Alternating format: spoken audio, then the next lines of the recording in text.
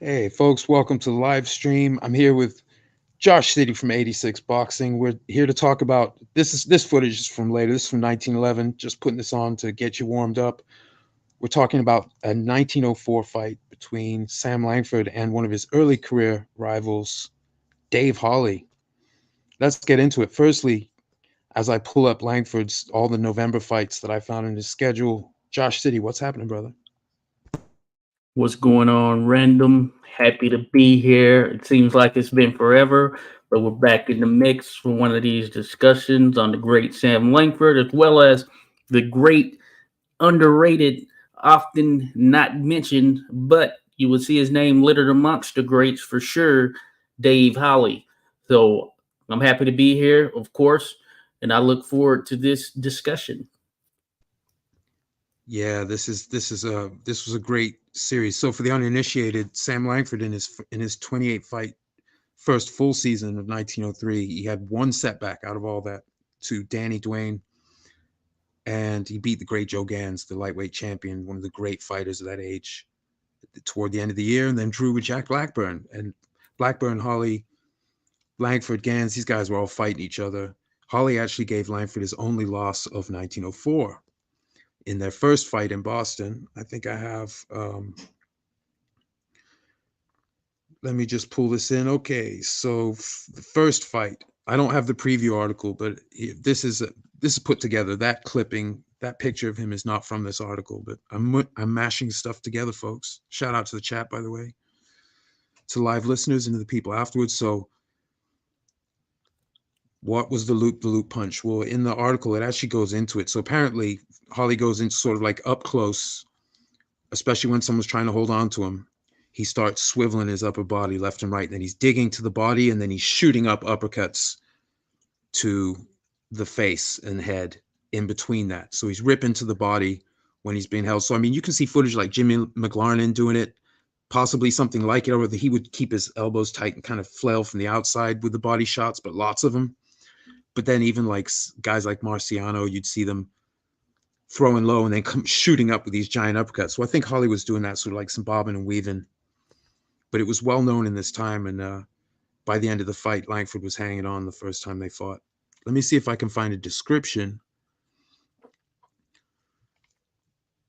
Okay, let's see. I cut it short. Okay, Sam Langford, the co-lightweight of Cambridge, who jumped into prominence by getting a well-earned decision over champion Joe Gans at the Criterion AC some months ago, ran against a Tartar at the Cambridge Athletic Association last night in the person of Dave Hawley of Philadelphia. Hawley administered a sound beating to Langford in the 10 rounds they boxed, and the outcome was a big surprise to the local followers of boxing.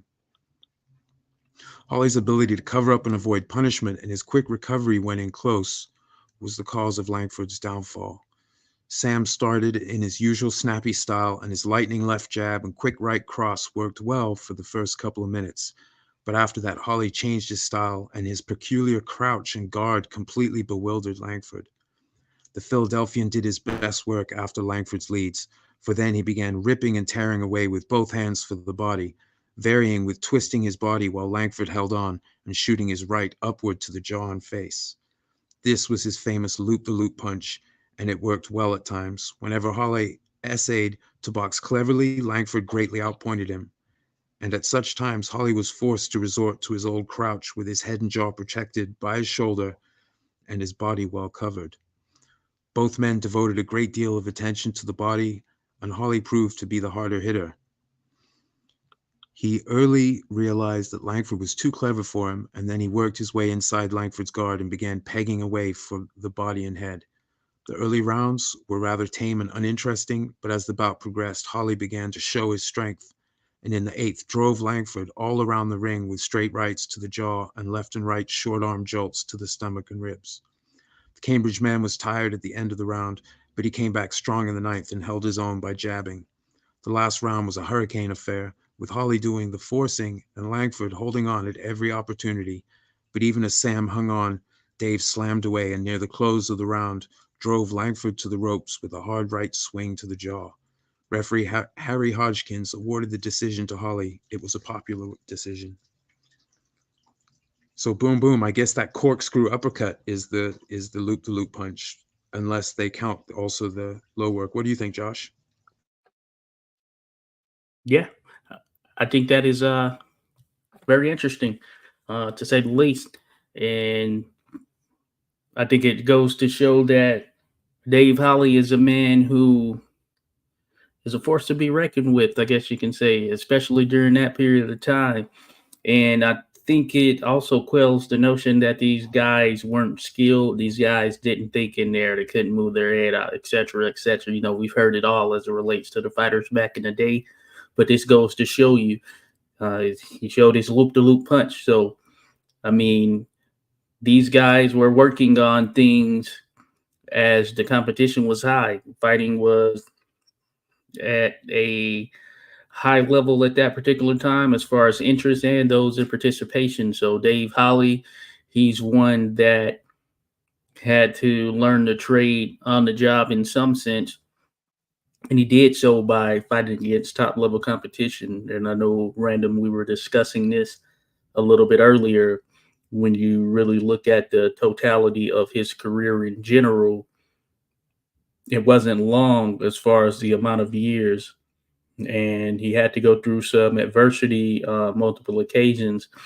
But it just goes to show that these guys that were fighting back then, they were, in a sense, kind of bred for this type of fighting from a boxing standpoint, because they were thrown in the fire early. So for a guy like Holly, even at this particular point in his career, mind you, at a young age, and that's one of the things that we tend to discuss when we're thinking about fighters and sort of that separation in some facets. This was a younger Dave Holly, and he had already been putting in a lot of work as far as fights overall. And these are pro fights at that, varying rounds, varying lengths against varying competition. A lot of high level competition he had already faced to this point. But it just, as I mentioned there at the top, goes to show that this guy was continually working on something. He was continually looking to get better. And he really had no choice because of the fact that he was going up against the type of competition he was going against. Sam Langford, I mean, he needs no introduction. Dave Holly, he's one who does in some sense, because many today won't really know of him just off of his namesake alone. But Sam Langford needs no introduction. And this was early in Langford's career as well. A guy who was younger than Dave Holly, who was more experienced at that particular point. Just gets to show you those parallels, show you those differences compared to today. Though similarly, we have some guys and gals who fight today who have a high level amateur pedigree, who have an Olympic pedigree. So they do face a lot of competition when you spend a lot of time in those amateur ranks. And of course, we don't see as many fights overall in the pro ranks. But these guys back then, even despite short amateur careers or not really getting to fully flesh out their amateur careers, they had to lace them up, turn pro. And much like when you were in the sort of ranking tournaments, you had to earn your way on the amateur side, those types. Much like that, you had to earn your way there to pro rank. So it wasn't a matter of, hey, I get to pick and choose who I get to fight as I work my way to the title. In those days, you pretty much had no choice but to go through the top level competition. And as you can see, just based on some of the pictures that have come up on screen for those who are watching, that competition is some of the most fierce the sport has seen in the lightweight ranks. And for Dave Holly, just as much as this is a discussion on Sam Langford, and of course we have a lot of material on Sam Langford, Dave Holly is very much one of those guys worthy of mention when we think about the great lightweights. And much like Sam Langford, another one of those guys who wasn't able to capture the title at that weight. But that being said, it'd be a far cry to think that he wasn't capable because he very much was. So I think that fight, the first one, and him introducing that loop to loop punch, him being able to get a win over Langford, who was already showing promise, it just adds a notch or a feather in the cap of Dave Holly. Yeah, absolutely. And Holly had had more high level fights at this point, as well as like more fights when he went in with Langford. But Langford had fought a tremendous schedule and gained a lot of experience. So I'm pretty sure. So let's see. So Holly debuted, as far as I know, he debuted January 1st, 1900, kicked off the century, right? By October of 1902, he was 38 wins, 5 losses, 8 draws. So he had what is that? 51 fights between January of 1900 and October of 1902. So almost 3 seasons worth of fights. He's up over 50. I mean, talk about some experience. That's according to BoxRec. I probably need to cross-reference with Cyberboxing Zone. I didn't have time. I don't have Holly's entire 1904 typed up, but it is what it is. We do have a lot of tasty graphics, so we'll get what we got. And hold on a second. Let me just check, find my other one. So they rematch. They fight again in Baltimore at the Eureka Athletic Club, I believe, which was run by Joe Gann's manager's brother. It was one of the Hereford brothers. I can't remember his first name. So Langford, he's coming off. He's now got two losses out of all of his fights. He's only gotten a setback against Danny Duane in 1903, Dave Holly in 1904. And he has, so let's see, 28, 38, 42 fights in those 2 seasons. He has 2 setbacks. Holly's just too much. He's using basically where he says his old crouch with his head and jaw protected by his shoulder and his body well covered sounds a lot like a shoulder roll, considering how they're describing it. So if he's shoulder rolling and throwing those big uppercuts, he's a tricky guy, and Langford can't figure him out, even though Langford is spanking a lot of other fighters at this time and already beat Joe Gans over 15 rounds.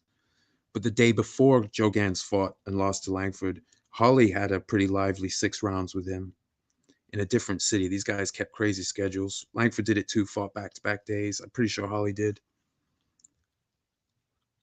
So they're booked again, this time at the Eureka Athletic Club. The article there says at Cambridge a week ago, but it was actually a few weeks prior. So it was just someone poor recollection or whatever. But anyway, so it was an upset win. Holly got over him in Cambridge and his hometown too. But this is the lead up. So Langford is famous to the degree that he is famous. He's famous for being avoided. But look at all the people that want to fight the winner of the rematch between Holly and Langford. This is scheduled to happen the day before the lightweight champion Joe Gans is fighting the welterweight champion Barbados Joe Walcott on the other coast. So on the West Coast, they're going to do that the day after, and the winner of this is supposed to challenge the winner of that. And yeah, Maurice Hereford. So he's the secretary of the Eureka Athletic Club, but Al Hereford was, I think that was his first name, was Joe Gann's manager. So they kind of double dip in, or just a lot of managers ran clubs. That's how you have a stable and you bring people in to fight them and you send you guys off. So the people who wanted to fight the Holly Langford winner included Jack Blackburn. Obviously, he'd already fought these guys, but Blink McCluskey, Jack O'Keefe, Honey Melody, who would later duck Langford, Mike Twin Sullivan, who would later duck Langford, Jimmy Gardner, who wasn't matched for Langford. I don't know if it was a duck, though. Kid Williams and Willie Fitzgerald, neither of whom, to my understanding, fought Langford, and Herman Miller. So a lot of people wanted, this is when Langford, he has been beaten by Holly and he has been beaten by Danny Duane. So even though he beat a bunch of other guys and he's now a welterweight contender, there are guys willing to fight him amongst the welterweights. He's not as feared as he will later become. Later on, people will just out and out bar him. Like, I'll fight anyone, well, except for Sam Langford. It'll become a meme. But this So anyway, that was a. Let me see. Is this the one for? Yeah. So they fought. They were both strong at the finish, and yeah, and it said it was announced. It turned out that Gans Walcott. I think they fought within a pound of the welterweight limit, but it was a non-title fight last minute. And then shortly after, Walcott shoots himself in the hand, and then people are making welterweight claims, including Langford's people. I guess I should bring that up. So they fight 15 rounds for draw. That's the second fight. So now Holly's up 1-0-1 in the series. Yeah, here we go. Joe, do you want? Can you read that, Josh? You want to read that out for the people? Sure. Sure. The left Left side or side right? or right? It's all the same article. I just chopped it up. Okay, Okay, cool, cool. cool. I'll read the part on Honey Melody, who ultimately died. We're seeing that quoted there, Langford. But essentially, Honey Melody, who was a very solid fighter for sure. If you haven't heard of him, he was, I believe, former world welterweight champion, if I'm not mistaken, and the very solid fighter. Had a lot of good competition that he went up against. But Honey Melody dodged him last week when we proposed to make a match. If none of the boxers here about will meet him, I shall take him to Chicago, Philadelphia, and other cities and force the welterweights to box him or acknowledge Langford as the champion. There is a great deal of truth in what Mr. Whitman says. For the past 2 years, Langford has been forging to the front rapidly. When he was matched to meet Walcott last Labor Day, the greater part of the sport here said it was a check or what am I seeing there? Cinch Cinch for for Walcott. Walcott. Cinch, yeah. Yes, and that he would win in a couple of rounds, but Langford proved a great surprise. It was the same when Langford was matched to meet Gans last December. Gans was expected to make a mark of Langford, but the Boston boxer made the lightweight champion look like a novice at times and clearly outpointed him. So I think that certainly kind of just highlights some of the, I guess you can say, politics. We still see some of this today in the sport of boxing, where if you're a great fighter, or you can see in some regards a good fighter, you have that potential of being great. Yeah, getting everyone lined up isn't necessarily as straightforward as one may think. And of course, that's something we saw with Sam Langford. And just think about it. Langford, we know him primarily, at least, as a heavyweight, but when you really dive into his career, especially that early portion, he was applying his trade in the same weights as some of the greats among the lightweights, welterweights, middleweights, like heavyweights. And I think that just adds to the overall appeal for Langford and why more and more who are becoming aware of him are recognizing him as one of the greats, if not the greatest fighter of all time, because of the stops along the way. And in some regards, for boxing, things can't necessarily be apples to apples. And sometimes it is a situation where it's apples to oranges. And if you think about Sam Langford, you can get some of that when you think about matching him with some of the other heavyweights that we know to be the greatest heavyweights to have laced him up.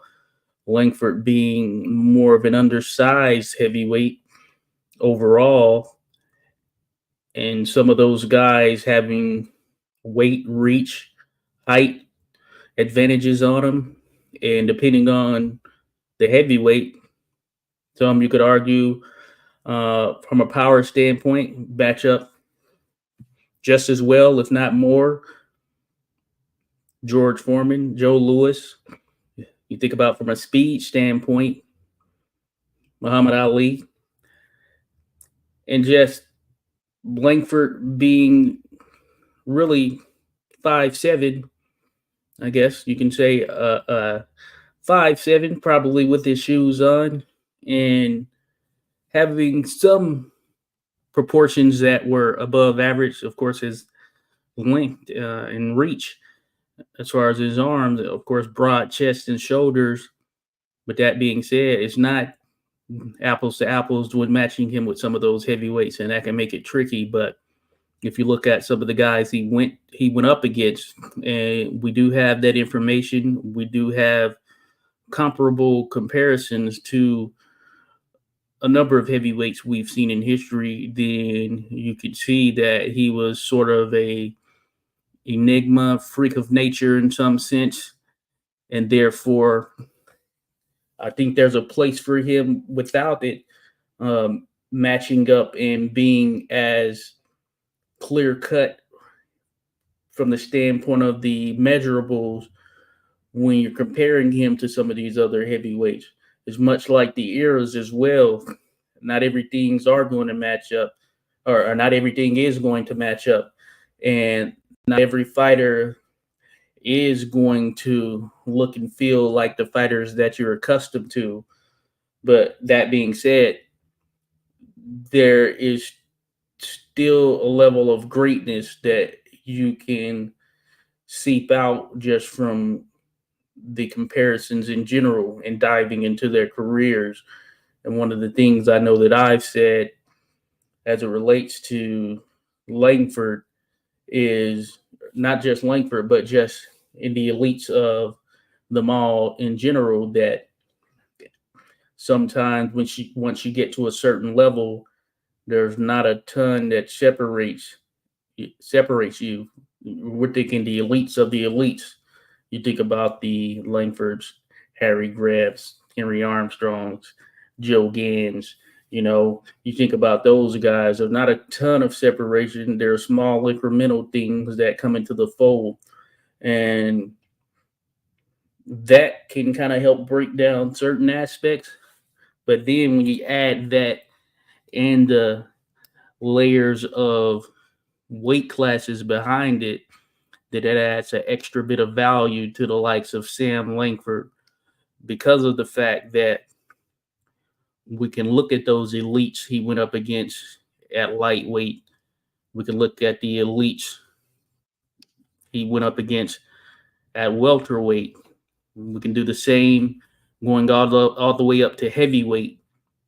Now, that doesn't take away from those guys who are naturally just born into heavyweight bodies once they're fully formed and fleshed out. But that being said, you have to certainly add a bit of a marker to the likes of a guy like Langford, who is able to defy odds that were tied to a person of his size and his weight and his overall length measurables, the things that we're talking about. And those numbers, in some sense, didn't matter because he just had a level of skill, and then those other natural attributes and athletic aspects of him that allow for him to be able to accomplish things that the typical boxer wouldn't have been able to accomplish at that particular time, or the typical boxer might not have been able to accomplish at any particular time. And that's where it comes down to, as I was mentioning, some of the apples to oranges comparisons, because of the fact that, hey, we did get to a point where you saw less, and I would say we're there now for sure. In the modern times, you saw less situations where you'd have a guy who started out at the welterweight or lightweight or even we'll say 140 pounds, who ended up or who will end up at heavyweight. So just many things to factor in, but to the crux of what was listed there in the article that was initially up, hey, it was no different from Langford at welterweight than it was at heavyweight. I mean, if you get a certain type of fighter who is starting to show particular strides at the right time, then most certainly If the other fighters don't take notice, the people around them take notice. Their management, their promoters, others involved with the sport, especially when there's a financial aspect tied to it, which, of course, this is prize fighting. And therefore, the appeal from their perspective of taking on a guy like Langford was most certainly higher risk than reward, and that was pretty much any way you sliced it.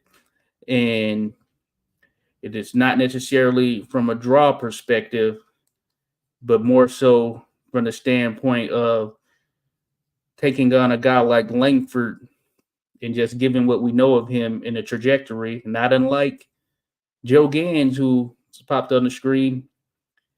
If you lose to a guy like that, or especially if you lose a title to a guy like that, then certainly you'd be a bit hard pressed in getting it back. And of course, we know those titles carried value just as they do today. In the four belt era or multi belt era, they carry value. So, most certainly, in a time where there were far few belts and far more fighters than there are today, it carried value. Yeah, absolutely, brother. So it's, there were multiple belts to set, like at heavyweight, there were multiple belts. After Walcott hurt himself, there were people claiming the white welterweight championship. Langford's manager claimed the American welterweight championship. That's what that article was about that you read part of. There were claims of a white lightweight championship during Gans' reign. They just started claiming it and then refused to fight. They did end up making the fight. Just to touch on the fight for the first time, the fight that we're actually focusing on here today, the third bout between them. So let me see if I can pull up the appropriate. Yeah, so this is the week's schedule, the principal bouts of that week, um, leading into the Friday fight between Dave Holly and Langford in Philly. 6 rounds, no decision, meaning to out and out win, you have to stop your guy.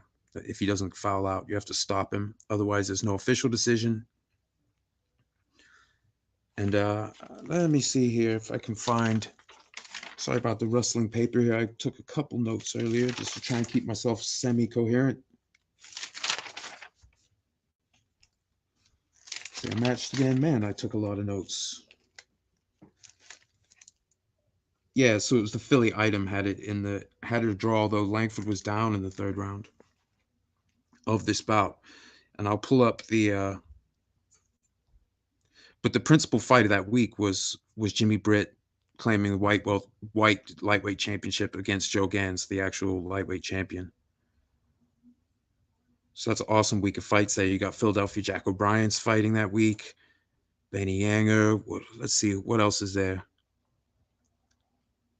Arthur Cote and Walter Burgo. Those are two prior opponents of Langford's. Willie Fitzgerald was fighting that week. Holy cow. Aldomont, I went with Langford on one of his forays to England. He fought on the. Actually, I think he headlined over Langford when Langford fought Tiger Smith, the Welsh middleweight for the British middleweight championship. I think Aldomont fought Digger Stanley or he fought someone. I can't remember the guy's name. I'm not good with names, I'm afraid. But I'm pretty sure he fought on that same card. And he'd already fought on the same card as Langford earlier in both of their careers. Like in Langford's 1903, I believe. But let's see. So the fight happens. Here we go. Boston welterweight finishes strong in his 15-round affair with Dave. Oh no, this is the Baltimore one. I'm sorry, folks. Where's the review of this? Here we go. Is this the preview? Sam Langford, the hard-hitting color box of the city, will have an opportunity to reverse the decision which Dave Holly gained over him some months ago in Cambridge. They clash in Philadelphia Friday night, and Langford, who was trained faithfully, is confident of outpointing the dusky Philadelphian. Now it says Friday. Yeah. So fight fans of the Quaker City expect to see one of the best lightweight bouts of the year when Sam Langford of Boston and Dave Holly, the cracked Philadelphia boy, on Friday night next hook up. Those 6 rounds only will be fought. The fast 10-round battle at Boston last spring of these two colored lads at the Cambridge Athletic Association, which Holly won by a bare margin won, ensures the fans a good battle this, I assume that says week. I can't read it. I cropped it off. And it was actually the first fight. Holly pretty clearly won the first fight. It wasn't close. At least from the reports I saw, what we saw, Josh, it seems like Holly pretty clearly got him after the first few rounds. So here we go. Nice write-ups. I mean, I know we don't have footage of these things, but we have a little bit of footage of Langford, and we have footage of people in the early era, enough footage to know that certain people really know what they were doing. And so we got a decent little write-up of this fight. Grueling contest. Dave Holly and Sam Langford, the Boston colored welterweights, boxed a draw at the Manhattan Athletic Club in Philadelphia last night. It was a hard and grueling contest from first to last, and at the end, it was about a toss-up as to who had the best of it. Holly went right to work in the first round and soon had Langford busy taking care of himself. Langford showed that he was the cleverer boxer of the two, but Holly was handling him out the stiffest kind of argument. Langford had the best of the first half of the second round, but his lead did not last long, for Holly began to wallop him in the body in a way that soon had the Boston boy holding on to escape a punishment. In the third round, Holly took a decisive lead, and it looked as if he was a sure winner. He knocked Langford down, but Sam was up in a jiffy. A little later, Holly rushed Langford to a corner where he slipped to the floor. The fourth round saw Langford doing better. He began to see that he must box cleverly to keep Holly from clinching and roughing it. He kept jabbing and punching Holly at long range, and once had Dave wobbly and forced him to the ropes. Dave laughed, but his teeth were bleeding, and his humor was forced and unnatural. Dang, that's a harsh writer. The fifth round was about even, both men boxing fiercely and neither willing to give an inch. The sixth was in Langford's favor. He used a left-hand jab to good advantage, and I can't read that. To good and something. Holly fought gamely, but Langford did not give him a chance to clinch very much, and near the end of the round, Dave appeared to be getting tired. So that's for 6 rounds. They shouldn't. Holly was like a specialist at 6 rounders. Langford ended up with more experience in long fights, although he was stopping a lot of guys. So I don't know if he'd had a lot of long fights. But yeah, but that's a pretty decent write up for the fight. They had a real fight in this third bout. Holly had beaten him on 10 over 10. Then they drew over 15, and now they had a terrific 6 rounder.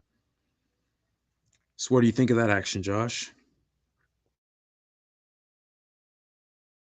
Very nice write up, as you mentioned, kind of what we've alluded to in previous conversations as far as back during that era or those times in general, just given what we were working with from a technological standpoint. Of course, print media was king, and therefore you had a lot of variation, but there are often pretty detailed write-ups for fights during this period, even periods beforehand. I mean, we can recollect on the stuff happening back in the days of bare knuckle, etc.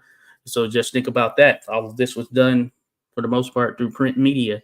So it's a common thing to see pretty detailed write-ups and accounts for the times there. So even when you see things that are or see fights that are newspaper decisions, for instance, there are detailed accounts associated with them. So you might have some varying opinions and varying accounts of who won the fight. But that being said, there's some validity to it. I mean, it's no different than the opinions that we have today because, of course, we're still as opinionated on fights as we were back then. And the only difference is, of course, we often have, or we don't run into the situation where you have these bouts that ultimately have to go to newspaper decisions, as was the case back then, just given laws, regulations, etc. So, in seeing a fight of this magnitude or caliber, just in general, yeah, I think it just speaks to just what I was speaking on a bit earlier as far as competition at the time, and that the factor, and even though these guys were at a young age, certainly This was them just kind of building into the fighters they were. Not a ton of separation from an overall perspective, but of course we would see later on as Langford continued to move up the ranks, then he would start to extend himself beyond the likes of even a Dave Holly. But certainly during his time at lightweight, Dave Holly was very much one of those guys who was just as good as any you would have seen during that particular period. And that includes dealing with the champions of the time. And of course, the champion being the great Joe Gans, the old master. So it's not surprising that these two men had some close fights. And you could see that through trial, uh, certainly after that first fight that Langford lost, he continued to work his craft, and with the two fighting multiple times from there, that edge started to close a bit as far as Holly got him that first time around, and what was the longest fight of the series. But we know where things would end for Sam Langford, and no question, just given his trajectory and how his career shaped up, he would have similarly had, I'd imagine, further success at lightweight, were that a weight that was suited for him as he continued to mature in his career. But with that in mind, you just got to see two young fighters who were scrappy and certainly not ducking each other or the competition during that period. And it's tougher to compare it sort of to modern times, but even in modern times, you have situations where you get young fighters who are certainly entering their prime, who are matched up early in their careers, and we see some of that here today. We're going to get something like that with Bam Rodriguez versus the fighter from England. I can't think of his name right now, but similarly with Langford and Holly, yeah, you just had two very young fighters who were going at it at a young age. They're growing together, and the surprising thing associated with it, believe it or not, regardless of a loss. And thank you, Andre Rodriguez, Sonny Edwards. Yeah, so Sonny Edwards, Bam Rodriguez, we're going to get two young fighters who have just been on the rise, and the time is not. I mean, there's no better time than right now for these young guys to go at it. But essentially, with Langford and Holly, despite that young age and despite a loss or a draw or whatever, it didn't diminish who these fighters ultimately became, what they represent, and their overall career. And that's one thing that I think that we have to learn to move past a bit more here in modern times, though it's a lot different technologically as far as access for the casual fan, but a loss never dictated how great a fighter would become. I mean, if we look back in history, there are fighters with several losses, and that hasn't changed the fact that they were some of the greatest fighters that the sport has ever seen. And by comparison, we can look at now. There are fighters with losses who are going to go down as some of the great fighters of this era, and ultimately that the sport has seen, especially thinking about it from the modern standpoint. And by that same token, there are fighters without any losses who are not going to go down as the greatest fighters that the sport has seen, let alone the greatest fighters of their era, etc. So, you have those types of situations in the sport, but you take a guy like Dave Holly and you look at his records, you look at his box rec. and you just take it at face value. You might not think much of it, but if you really dive into it and you see what this fighter was able to accomplish, some of the wins he was able to gain, some of the losses, and who they were against, then I think you can really gain an appreciation for just how good of a fighter he was and why fighters like Sam Langford, etc., who would go on to be the true standouts of these eras, why they were able to do so, because none of that would have happened without individuals like Dave Holly, individuals like George Cole, and the list goes on. These are guys, or these are fighters. And Redham and I, we were discussing this off air before coming on. These are fighters that you're oftentimes not gonna hear mentioned. We have some who highlight them at varying points, but it's still gonna take a good deal of time and effort before they become truly known commodities, even just from a historical perspective, just because of how much access and technology we have now, and the number of fighters who in or around these eras who were able to seep through the cracks, do great things, and their names carried a bit further. But these guys, I mean, I think they're going to continue to get their just due and recognition as time goes on, even if it's 100 for 100 years from now.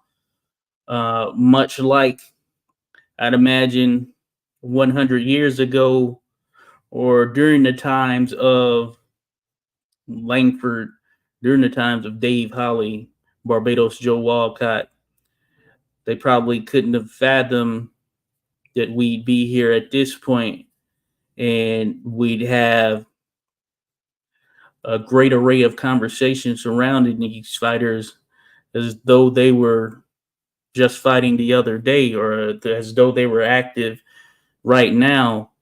But it just shows you certain strides we make from a technological standpoint have allowed for us to be able to do this, as well as us being able to get this information captured in a way to allow for individuals like random individuals like Andre, those in attendance here, etc., to be able to dive into these fighters and extend the conversation on their career. So that certainly can't be taken for granted right there. So there's an appreciation I know that we all have when we dive into the history of the sport. And it's not for everyone, of course.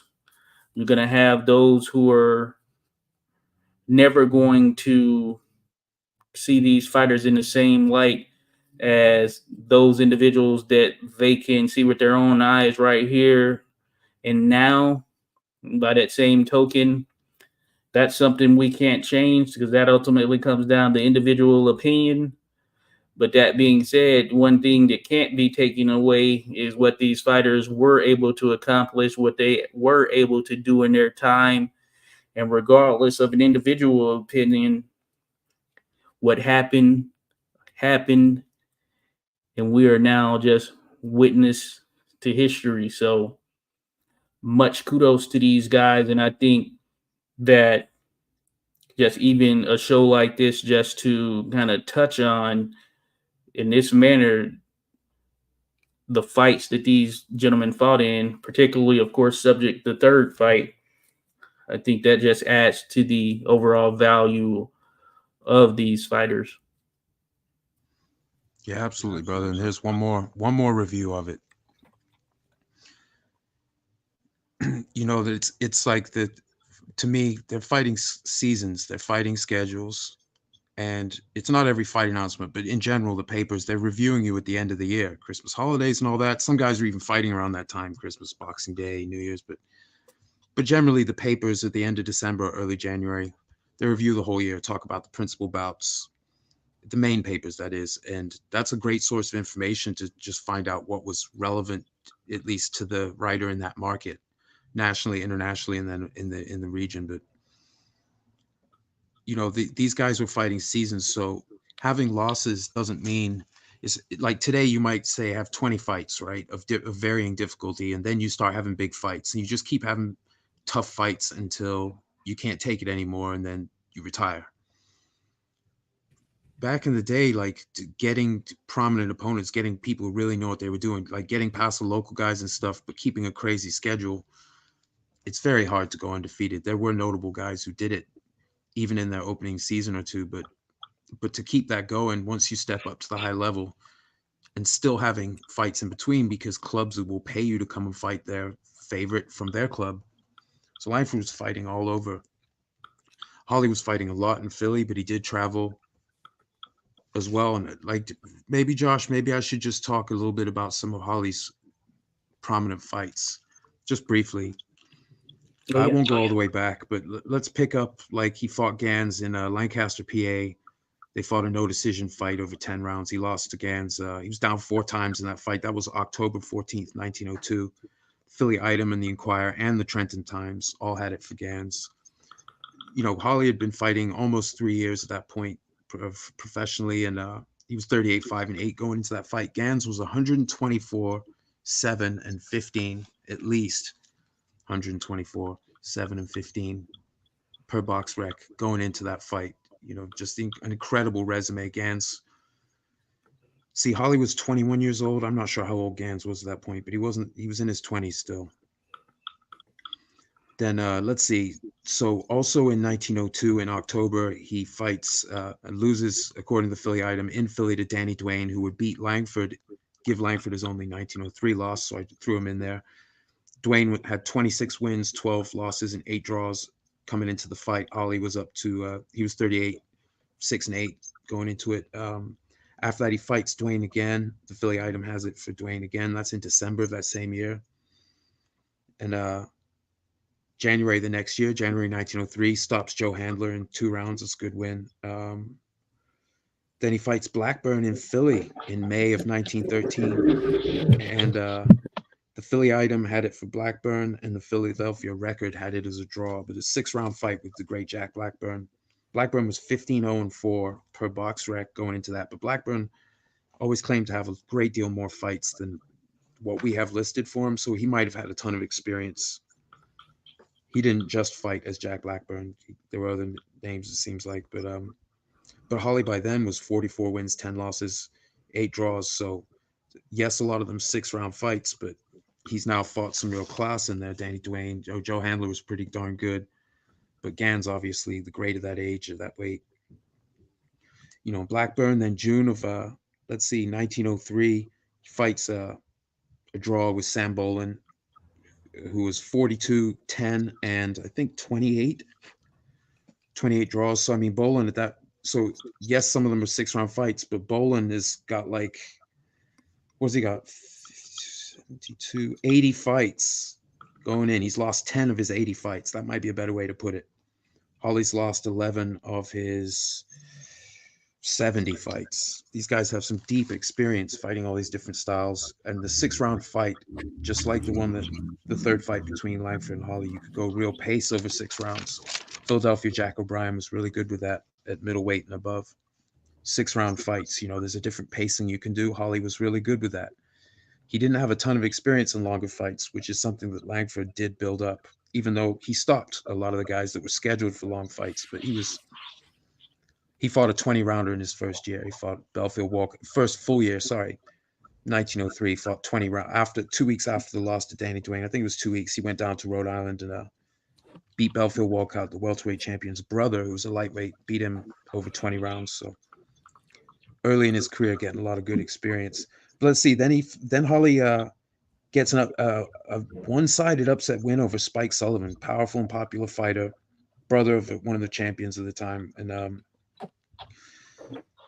and it's in Philly, and it's a no decision fight, but the Philly Item has it for Holly. And hometown papers I don't know how much bias there may or may not have been. I've seen people mention Philly bias, but I've also seen a lot of decisions in Philly go against the local fighters. So I'm not sure if that was just some moaning by other authors or if that was a real thing. But anyway, then he fights Young Star. He stopped Young Star 4 rounds of six. Young Star was 30 wins, 15 losses, 14 draws going into that fight. Holly's now up over 50 wins, 52 wins, 11 losses, 13 draws. This is early, this is October 1903. 8 days later, he goes in again with Sambolin and he stops him in four this time.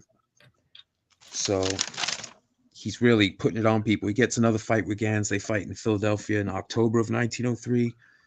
And the Philly item has it and the Philadelphia record both have it as a draw. The Boston Journal thought Gans slightly got the edge. But these guys are both very experienced now. Gans has more high level experience, but Holly's been in there himself, including with Gans. And then November, I need to take a breath in a minute, but November 1900, we're still only in 1903. How crazy is that, Josh? He fights Blackburn again in Yeah. Philly. No decision. The Philly item had it for Holly. Close fight. So 6 rounds and he gets the best of Blackburn. That's very impressive. Blackburn was going to get the best of Langford before the end of the year. He'd already gotten, or he was about to get the best of Joe Gans over 6 rounds. And then a prearranged draw with Langford that Blackburn was clearly the best man in the majority of the rounds. So getting the best of Blackburn, that's epic.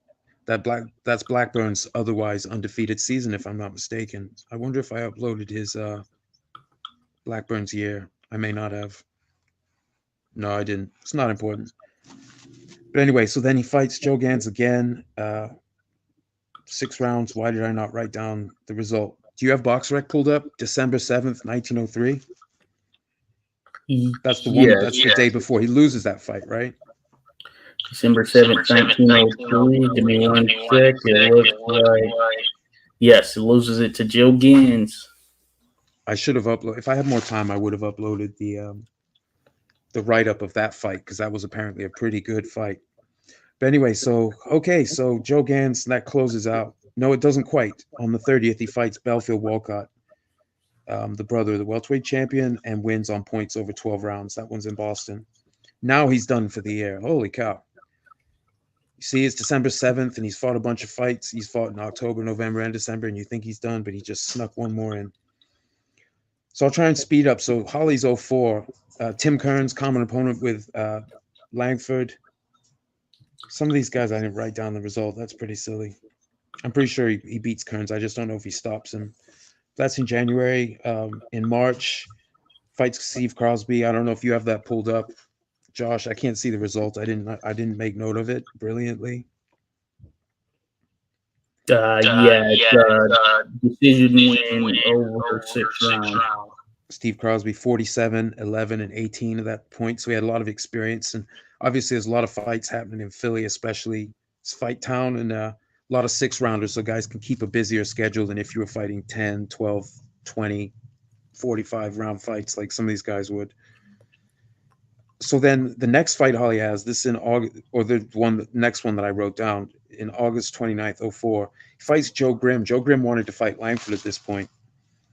And I saw the newspaper joking that he wanted the Langford fight, but he was probably going to get spanked by Holly, and then Langford would be matched with someone credible. Well, it turns out Holly fights in April the next month, like whatever, 10 or 11 days later, he fights Langford in Cambridge, and he goes over, and that's where he gets the win. Langford's 20 wins, 1 loss, 10 draws, possibly other fights in that time. But basically, he's only lost one of his 31 fights that we know of.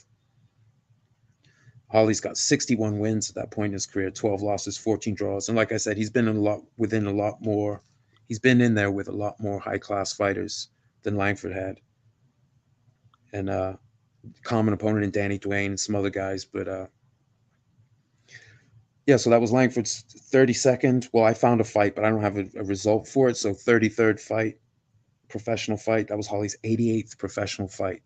And that, like I said, that's only Langford's second professional loss. And he already had a win over Gans.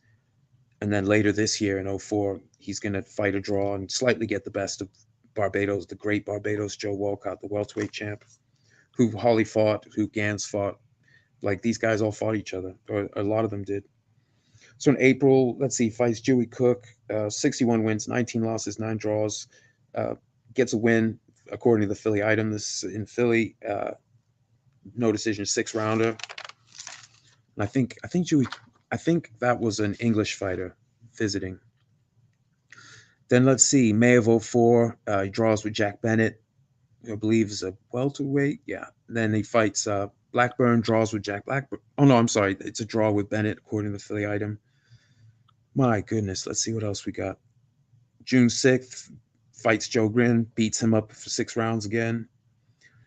And then June 27th, 1904, fights the great Joe Gans. And to a draw. The Philly Ledger had it for Holly. The Baltimore Sun quoted the Philly press as having it for Holly. So I guess the Baltimore Sun said the Philly press had it for Holly, whatever that's worth. Philly item, the Philly Record had it for Gans. And the Philly Inquirer couldn't decide on a winner. And apparently later, the Pittsburgh Gazette referenced it as a clear win for Holly, but that we take with a grain of salt, I'm sure. That was Holly's 97th fight, pro fight, and that was Gans' 172nd fight. I'm going to take a couple breaths. Josh, 97 fights on one side, 172 on the other. Thoughts? Yeah, that's the stuff of legends right there. Can't even make that stuff up. I mean, it's only common during these early eras, just given where the sport is now. And think about it, maybe that's for the better because just think about all the wear and tear for fighters to go through so many fights within just short periods of time, really, when it all boils down to it. And we know that the sport in itself is safer now than it has ever been. And that's really been the common theme as far as a lot of the changes that have taken place. It's to make the sport a bit more safer and to make things a bit more accessible for fighters, i.e., belts. You look at, sometimes there are fights these days where special belts are made just specifically for those fights, things of that nature. And that is, you could argue, good as well because they do bring certain forms of value, and there's no question about that. And that does put you on a pedestal in some sense. But certainly, just look at the amount of fights that these individuals were having back then, and this was the way to pay the bills. So you oftentimes, especially early in your career, couldn't afford the days off. You couldn't afford to be in a particular region and not have as many fights as possible. I spoke to this before, and I'll share again, of course, just given the times for a lot of these fighters, outside of course, if you're in your hometown or general area, um, a lot of these fighters, when you travel to a particular region, you travel to a particular country, you weren't going there for one fight like we see today, of course, because we can get there in a snap by comparison. But when you were going to these places, hey, you were going to fight as many fights as you could against as much competition as you could, especially competition that would add to just your overall name and the potential of you getting a shot at that title. So you think about some of these records that we would see there early on. Yeah, if you were heading to a particular location, then yeah, you were going to tough it out. Yes, you were injured. Yes, you may have gotten cut the week before or just mere days before, but you know what? You still have to fight. Yeah, you have no choice. It's your livelihood. It's the way you have to operate. And the game in itself isn't going to slow down for you. I mean, we complain about the inactivity of some of these fighters here today in what is pretty much an inactive era. And that is somewhat by design, I guess you can say, just given what is available for a number of these guys, especially at the top level. There are certain dates, certain financial agreements in place, etc. So you see less, and they certainly, in most cases, get paid more, although that's not always the case, just by comparison. But that being said, yeah, safety is usually the earmark. And back then, yeah, it was more so about the fight in itself, and the people wanted it and demanded it. So you had to take advantage of those opportunities. So if you see what's on screen, Langford in the month of November, nearly fighting fight for every day of November. Hey, that's just what you had to go through, and it didn't matter. Um, it didn't matter if you weren't good, or you weren't available, or you wouldn't have um, previously been available, or in certain circumstances been available. You just had to take advantage of what you take advantage of the opportunity that was before you. We could call Langford the November Man just based on what's listed here in terms of just the sheer amount of fights he had in November that were at a high level. And this in itself could be a career for many fighters by today's standards. But it just goes to show, um, yeah, it's just the times you had to adjust to and acquiesce to the times that you were in. So when we think about these comparisons and such, yeah, everything can't necessarily be at face value, especially if you look at an older fighter and making an assumption on them based on a video. What you really have to do is, as I mentioned before, just kind of dive into things and learn and understand the true mark of these fighters by virtue of what they were able to do.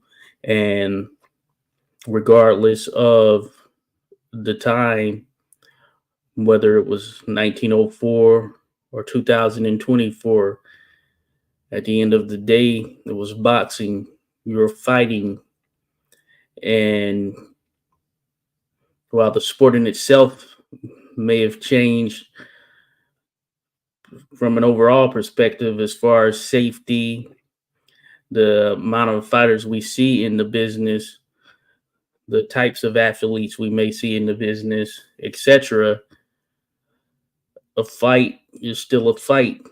And the intent behind a fight is still the same intent in 1904 as it is here in 2023, as it will be in 2024 and beyond. So that's one thing to really think about. So it's hard to just sum things up at face value, or you just seeing a video of a fighter and making an assumption based on just watching a single video that you may see pop across your screen or something of that nature, and you take that assumption and run with it. It's certainly not as clear cut as it may seem.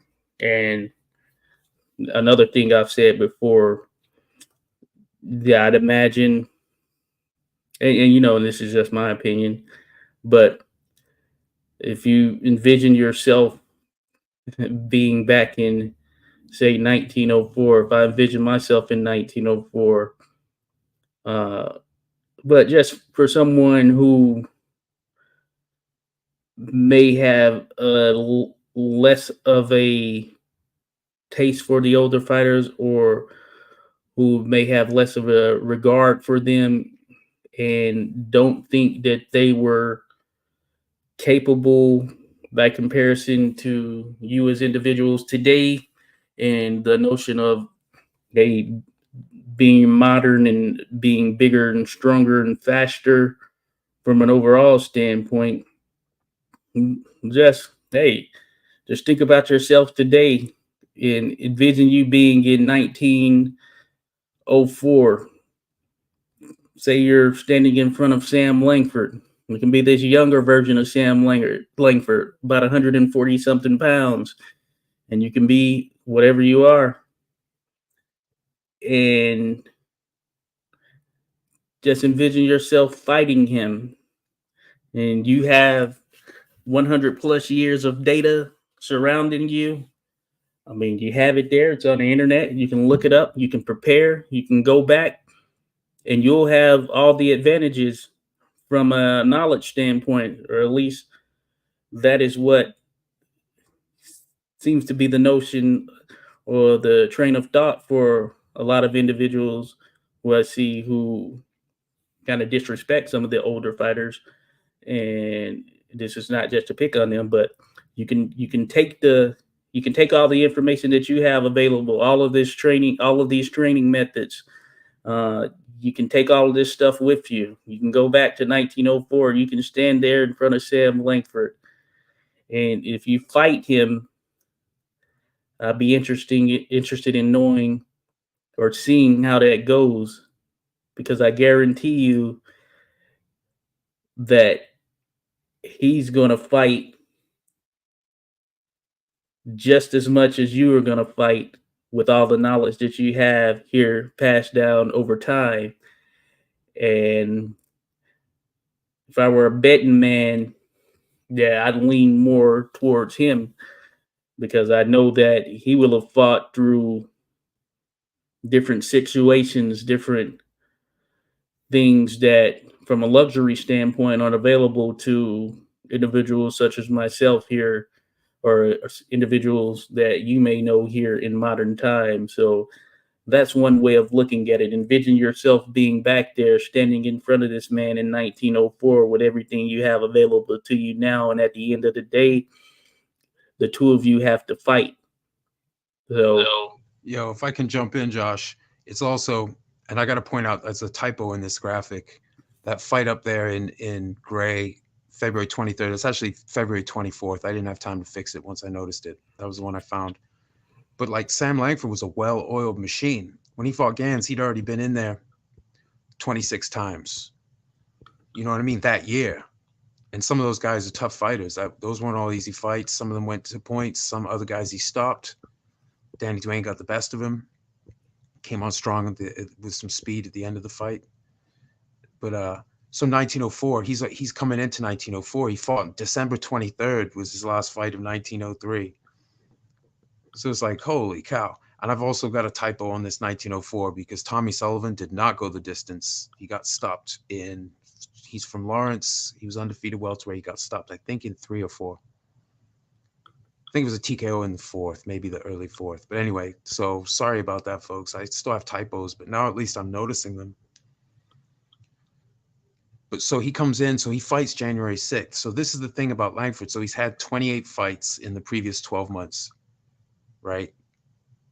Won or drew, other than no contest, won or drew it all except for Danny Dwayne, and then beat, you know, Patsy Sweeney. That was a really good win. Stopped him in the last round.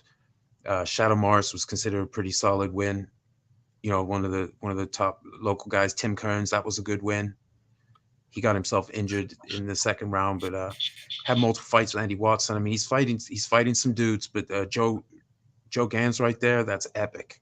Then Blackburn gets the best of him in a pre-range draw, so now Blackburn has some bragging rights. But Holly had beaten Blackburn, so it's like it all folds together, you know. And as we know, Gans had beaten Holly, so it's like, you know, Blackburn and Langford beat Gans, but Gans beat Holly. I don't know if did Gans and yeah, and then Blackburn beat Gans. It all weaves together, and it's all happening in a season. So 1904, these guys like burst up into the welterweight ranks. Holly's fighting at welter now. Blackburn's fighting at welter. Langford's fighting at welter. Honey Melody's out there fighting at welter, because I think, looking at his record, he fought some feathers and lightweights on his way up, but he's at welter. He might have been a welter fighting smaller guys. It's not necessarily mean that he was small, but anyway, he's in the mix here. A lot of stuff going on. Even after Walcott gets hurt, there's a lot of stuff going on, but Langford just keeps going up. And the last fight that Langford and Holly have in 1905, the fourth fight, Langford has about 13 pounds on him, and it's a badass fight. But in the process, Langford puts a pretty heavy thumping on him. Even though he gets knocked down by Holly and he gets, I think, one eye closed, but he knocks one of Holly's teeth out. It's like a crazy fight. And not long after that fourth fight they had, Holly got it. They were afraid he had fractured his skull, but there was a bad head clash and he went to the hospital. Even though he only took a week off, which is insane. Um, you have that pulled up. Who was that? Was it Kid Farmer or someone like that? I forget who he was fighting. Kid Wilson. Kid Wilson, yeah, and came back. Was it a week? He took a week off for a Yeah, bad head clash that sent him to the hospital. So I yeah. don't know if that affected his performances, but I mean, Holly was a very good fighter, but with lots of technique. But I don't know at what point he started to lose athleticism. I think by the last time he fought Blackburn, they were saying he wasn't the same. So he fought from 1900 to 1910, and he wasn't busy the last few years. So he squeezed in an awful lot of fights in that time. But Langford is so like at the end of he starts January 15th. His last fight is December 23rd. But then January 6th, he's in Salem fighting Andy Watson again, 12-round draw with the Professor Andy Watson, another rival of his early career. So he didn't take any time off. So even though it's a season, even though at the end of 1903, the newspaper proclaimed Langford the New England champion, not they mentioned his win over Gans, but that wasn't why he was a New England champ. It was like Shadow Morris and Joe Reed and some of the other guys he beat that proved and Patsy Sweeney that proved he was the top New England guy. But he's got a lot of bragging rights. But because of the schedules, it's still unknown what he's going to do. So there are still people chasing a fight with him. Some people are wary, but other people still thinking about it. But then by the end of '04, I saw in the paper, Honey Melody, they were saying that they were practically matched. That one of the clubs practically had the match to fight a couple, week and a half out. Then I saw Melody was going to decided to go travel because fights would come together very quickly. Like I saw in articles the Tuesday before, I think it was the Monday or the Tuesday before the fight against Joe Gans was when I first saw in the paper where they said they're practically matched to meet. And we have a good write up. We did. I can't remember. Did we do a show on this, Josh? We have a good write. That's the full. We'll get to this fight in December. I'll be doing that. I'd love for you to come on that show. But we have the full round by round of Langford and Gans at the end of 1903. Very important fight. So we have a pretty good write up of that. Gans had a pretty badass 1903, even though Blackburn got the best of him in a no decision, and Langford got him on points. You can see he fought Dave Holly, the aforementioned Dave Holly, the day before in a different city. So it's pretty wild. But that year he stopped Gus Gardner. Oh, that was a DQ, but he stopped Steve Crosby in 11, stopped Jack Bennett in 5, Tom Tracy in 9, Willie Fitzgerald in 10, Buddy King in 5. 6 rounds against the almost indestructible Joe Grimm, but did beat him up. And then 6 rounds over Eddie Kennedy, drew with Holly, um, lost to Blackburn, newspaper decision, beat Holly, newspaper decision, and then lost to Langford on points. So he still had the championship because for Blackburn to would have had to stop him, and that was you're stopping Gans at that point inside 6. Good luck, buddies. But Blackburn did get a lot of praise for getting the best of him. In fact, even fighting even with him was something impressive with Gans. Same with Langford, especially as he got bigger and bigger. But like I was saying, by the end of their rivalry, he was too big for Holly. He was now the stronger guy. Whereas when they first met, in the first couple fights, Holly was stronger. Although Langford had the cleaner technique. Langford already had a great jab, great jab cross. George Byers, a former middle and heavy colored middle and heavyweight champion, was giving him tips and tricks, and he retired. I think a little bit after this, he officially retired, but I did see an article in '04 that he was looking for he was ready to be matched with someone. But I pulled the still shot up earlier. I'm not sure what I did with it. Of George, yeah, there he is, staring out at us like, look at this. That's in Vernon, California. That's the third fight with fireman Jim Flynn. Langford had trouble finding opponents. He would go to the other coast. He went to England, Paris, Panama, Australia. He went lots of places around the world to get fights. So here he is in California with his third match with Jim Flynn. There's George Byers. We have footage highlights of this fight. This was very clinch heavy rules. Something you mentioned, Josh. Different styles he had to use. and utilized because, like, say, the fights in California, at least this in Vernon, California, lots of clinch work, lots of stuff that wouldn't fly today in that Flynn fight. Um, but then on when he went to England, there's very clean rules, very easy to get DQ'd in England. In fact, when he fought Bill Lang there, the video I played earlier of the Bill Lang fight, Lang fouled out. He was getting his ass kicked, but he fouled out in the sixth round, and Lang had also fouled out in the fight before, in the first round. So it was real easy. Like if you hit someone when they were down, you didn't get a warning. You were done. If you fouled, if you hold and hit, you're done. So it's like a clean style of fighting. Langford went from the really rough and tumble, and that was Fireman Jim Flynn's favorite style. So he fought him multiple times. The first three fights they had, at least, were in that kind of rule set. But he's also going to England and schooling Bill Lang, who's more of like a clean style fighter. He's like circling. I would say he's doing the Jack O'Brien, but he is kind of sort of like he's trying to stick and move. It's just that whenever he plants, Langford outguns him, even though he's 30 pounds lighter. He's just stronger. You can see there, he's just kind of wrestling him around, playing with his food a little bit. He gets jabbed a couple times. Lang does land some good stuff on him, but he just can't stay in there. Langford's like just getting warmed up when he's already like starting to wilt, shaking his head and stuff. It was the experience. This is way later. This is 1911. We're talking about Langford in 1904, who already had great experience and was considered a top welterweight and had been considered one of the finest lightweights in the country even before he beat Gantz. He did turn some heads, like these guys, because the matchmaking and all the different clubs and places you could go fight, so you could very quickly amass an intense resume. That's what Holly did. It's what Gans did. It's what Langford did. It's what Blackburn did. Blackburn a little bit less, but once Blackburn's career got cranked up, yeah, he was very busy too. Like I'd said, we're not sure about all the fights he had, Blackburn. But yeah, so Langford, like he was able to deal with very, and like in Australia, at least in one of the Australian fights with the great Sam McVeigh, the ref was overzealous and wouldn't let them fight inside at all. And I feel like I read an official had to come in and tell him to cool it off a little bit because they were going so timid because they were afraid to be DQ'd. I feel like that might have been their last fight in the Australian series, early 1913. Because Langford had beaten him four times in 1912 after Langford went 1-0-1 against McVeigh in 11. Part of that series. I mean, we're gonna this podcast is gonna get to all these fights. I'm gonna circle it back around, but certainly Langford, his season to season, he spanned multiple generations of fighters, but he also spanned the weights all the way down from the amateur tournament I saw him win 135, and the lightweight limit 133, I think, for championship at the time when he turned pro. So I don't know if he ever actually had to make 133 or if he was weighed for any of those fights, but he was around that bit. And then went up and was over 200 pounds. I mean, James Toney went from middleweight all the way up to heavyweight, and he was a chunky heavyweight. He was round by the end of it. But James Toney was like a 200-pound quarterback in high school.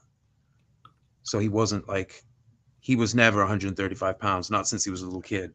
Langford was actually fighting professionally at 135, and then ended up fighting the big guys like McVeigh, Harry Wills, Tiny Jim Herman, George Godfrey, some big ass dudes. The kind of guys, if they were walking around today, you'd be like, okay, yeah, he's big. He's big. He's not small. Because those narratives that guys are too small. Well, Usyk I know he put on a few pounds, but a guy who could make 200 came up, and who is he? He's like a top 2 heavyweight in the world right now. So yeah, it can be done just because he's not crunched. He doesn't come in, to my eye, he doesn't come in crunched down like some of the photos you see of some of these guys. Like Sam McVeigh could have been, well, at times he was up at around 220, but when he was 200, he was absolutely ripped with a tiny waist. You know what I mean, Josh? Like, or even say battling Jim Johnson. Not a very technical fighter, but look at him. That is a lean, muscular gentleman coming barreling at you, heavy guy. He could be even heavier if he had a belly and boobs like some of these guys, if you'll excuse the term. I don't want to sound dismissive. I mean, some guys fight really well. Hell, two-tone Tony Galento knocked Joe Louis down, and he was practically round. So, you can't laugh at the belly. Langford was still not clocking guys left and right when he was fat. So It's not to be dismissive, but like a big lean guy could easily carry more weight. We saw it with Wilder. He did pretty well for to put it mildly, but like being a very lean heavyweight. And later he put on weight. You could see his frame could take a lot more weight, but maybe he was even better when he was faster and lighter. I think later in Harry Will's career, when he was a little bit heavier, he wasn't what he once was. That picture on the right, I think, is when he was younger. He's lean, he's big, long and lean and mean. And Langford, when he was in great shape, he was formidable and he would bully bigger guys because of how hard he could hit. And also his technique. Like it's not just that he threw, it's that he had the different combos to put every single pound of his body, like Rocky, but with better footwork. Every pound of his stuff. This might be a little loud, folks, but this is a little thing of him against Jim Flynn in 1910. This is a little. You'll see him jab, and then he retreats the uppercut, and then he throws like a hellacious left to the body, almost a forearm to the body, but it's those long arms reaching around the kidney. Look at this stuff.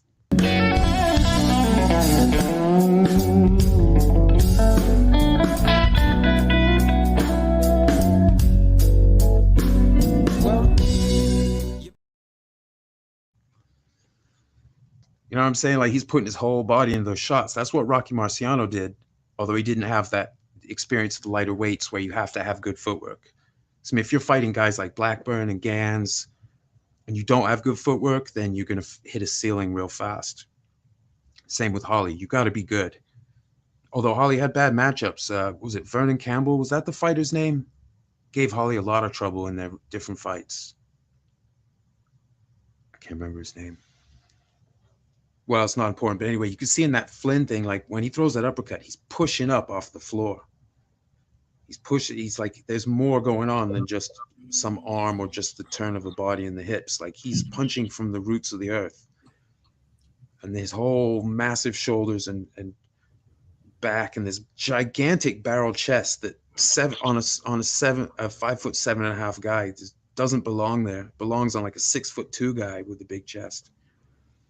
And that whole thing slings that long arm into the kidney or the liver. Like that's why guys like Harry Wills, Gunboat Smith, all kinds of dudes that he fought, especially the ones who met him when he was in or close to his prime. Flynn said he was just the hardest hitter of the lot. Gunboat said he ruined him. Harry Wills said that he made you want to look at your back and see if his fist was coming out the other side. But we can see in that little clip, which I'm going to play just one more time, folks.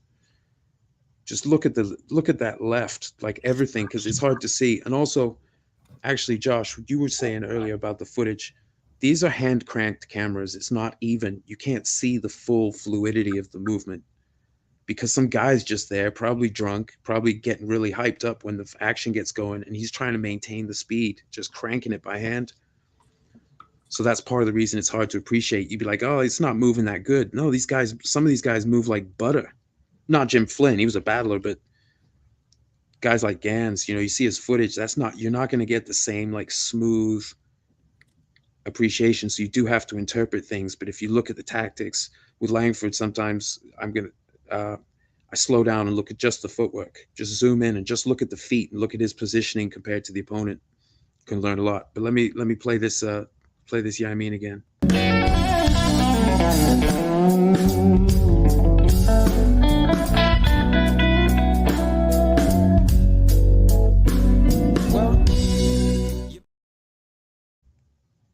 Yes. And that's me on guitar.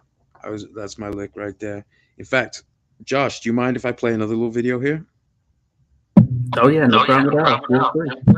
All right, so this is showing another technique Langford used against guys like Flynn who came in barreling in. This is one of the reasons that nobody's sane really, if you weren't being carried, if it wasn't if Langford didn't have a reason to keep you around, don't do this, which is come charging in. Although Flynn lands like 6 or 7 hooks within the first 10 seconds of the fight with Langford, this third fight, because he got blasted in under 2 minutes in the first fight. The second one, people weren't sure if Langford was taking it a little easy on him or not giving it his all, but Flynn got the edge. And then in the third fight, Flynn's come barreling in, but Langford has this technique, and it's in the training footage for the Bill Lang fight, although he didn't really use it that much in that fight because you're not supposed to clinch.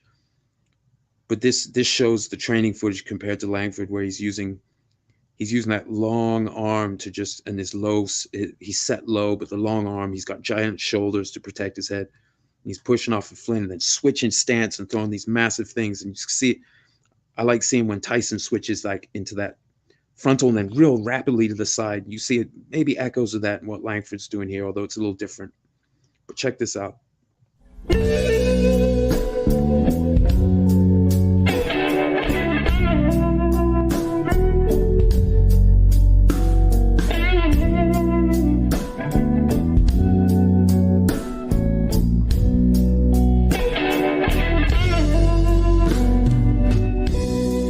What you wanted and what you got, they're never the same. Make you wonder why you go on. Yes, that's the fuller version. That's the song for my band from back in the day. That's old now though. That song's probably 15, 16 years old. But anyway, but that shows you him sort of posting off and using that to keep him at bay. But he's got really long arms and he's set low and he has a flat head, giant shoulders, like I said. So when Langford got heavier, even though he wasn't as heavy as his opponents, he was built for his pounds. He was built more ruggedly than even the big guys he was fighting. He was a little ball. He had a really good chin. So if you wanted to plant and throw with him, he hits harder than you and he can take it more than you. Certain fights, he would just drop his hands with lesser opponents. He would drop his hands and let him just crack on him a few times. He'd do it in sparring to entertain people, but he'd do it in fights too, sometimes against bigger opponents. I'm trying to remember the fighter's name. Was it Andre Anderson? It was someone he fought up in upstate New York, I think in 1911. He let him give him 3 of his best shots and just went right back to work, you know? He was an entertainer at heart, and he was so tough that he could do that. He'd be like, you can crack me because people will laugh. And maybe my people will get a few extra bets in on me, you know, if that persuades some that he can do it. But he was a tank. So like Battling Jim, much bigger than him. I've got a graphic for their series. Let's pull up the Battling Jim Johnson, Sam Langford series. Battling Jim had between, I would say, 30 to 50 pounds on him across their different fights. They had a long series. Let's find Battling Jim's. I hope I didn't delete it. I was trying to make space. Here we go. There's the series. So Battling Jim, too big for Langford to beat, you know, because we know like big 200, like ripped 220, 230, 240 even pound heavyweights are too big for the little guys. There were his results against Langford. Newspaper decision loss in Philly, 2 newspaper decision losses in New York. Drew with him in Boston over 12. I don't know if that was a controversial draw or if he earned it. Couple newspaper decision losses, lost on points in Denver, knocked out in the 12th of 12 in St. Louis, Missouri, Kansas City, Missouri, loses on points over 12, lose on points over 10 in Atlanta. I think that was on points. I'm not sure if that's a newspaper decision at that point. Is that, oh, that's 1918. Yeah, I think by then that's on points. Atlantic City, St. Louis. So he wasn't too big. Langford loved big guys. And some of the trouble he had, like Fireman Jim Flynn was of moderate size. He was like 15 pounds heavier than Langford, but he was of moderate size, but he was very busy. He was a battler, a scrapper, and with a lot of experience himself, years of deep experience. He'd been fighting since the 1890s. So, you know, and he would go on. He lost to Langford in 2 of their 3 fights in between 1908 and 1910, but and lost 3 to him later in the 20s. But he knocked out Jack Dempsey in 1917. He came in fast. Dempsey wasn't ready for it. And Flynn, like if you go to YouTube and watch the beginning of the fight between Sam Langford and Fireman Jim Flynn, look how quickly Flynn starts. Comes in, it's almost like a collar tie, and he's throwing left hooks, body, head, head. And so you can imagine, you can picture if you think about Dempsey, some people like, oh, he threw that fight. No, he fell victim to a really fast start. The newspaper, the Salt Lake City, I think it was, Journal, they were saying that he was too busy counting his money because they started late, haggling over the purse. Flynn had a fast start. Bing, bing, bang. Good night, Jack Dempsey. So Flynn was fucking capable. This was a serious fighter. He challenged for the world title. He was at heavyweight. He was And Flynn was overtly racist, but he fought anybody. So he wasn't racist in his bookings. There were guys who weren't necessarily even racist in their personality who drew color lines and things. After one of Gann's fights with Holly, he drew the color line. He was sick of fighting his fellow colored fighters, wanted to fight uh, battling Nelson for a big purse. It became a big purse. Their rivalry was epic. So it's crazy. Jack Johnson, when he drew the color line, lifted it for battling Jim here in 1913 in Paris when he was under difficult circumstances, but still turning down Langford, Jeanette, McVeigh once they were like in their early 20s and beyond. Not to fight them when they're at the best, but that's just whatever. That's all said and done now. Johnson was great too. Some of these guys cash out. Look at Fury. He has some good performances, great performances in his career. He's one of the powerful heavyweights of his generation, but he just had a real close fight with the top mixed rules fighter in the heavyweight bracket and didn't do very well. Looked kind of past it.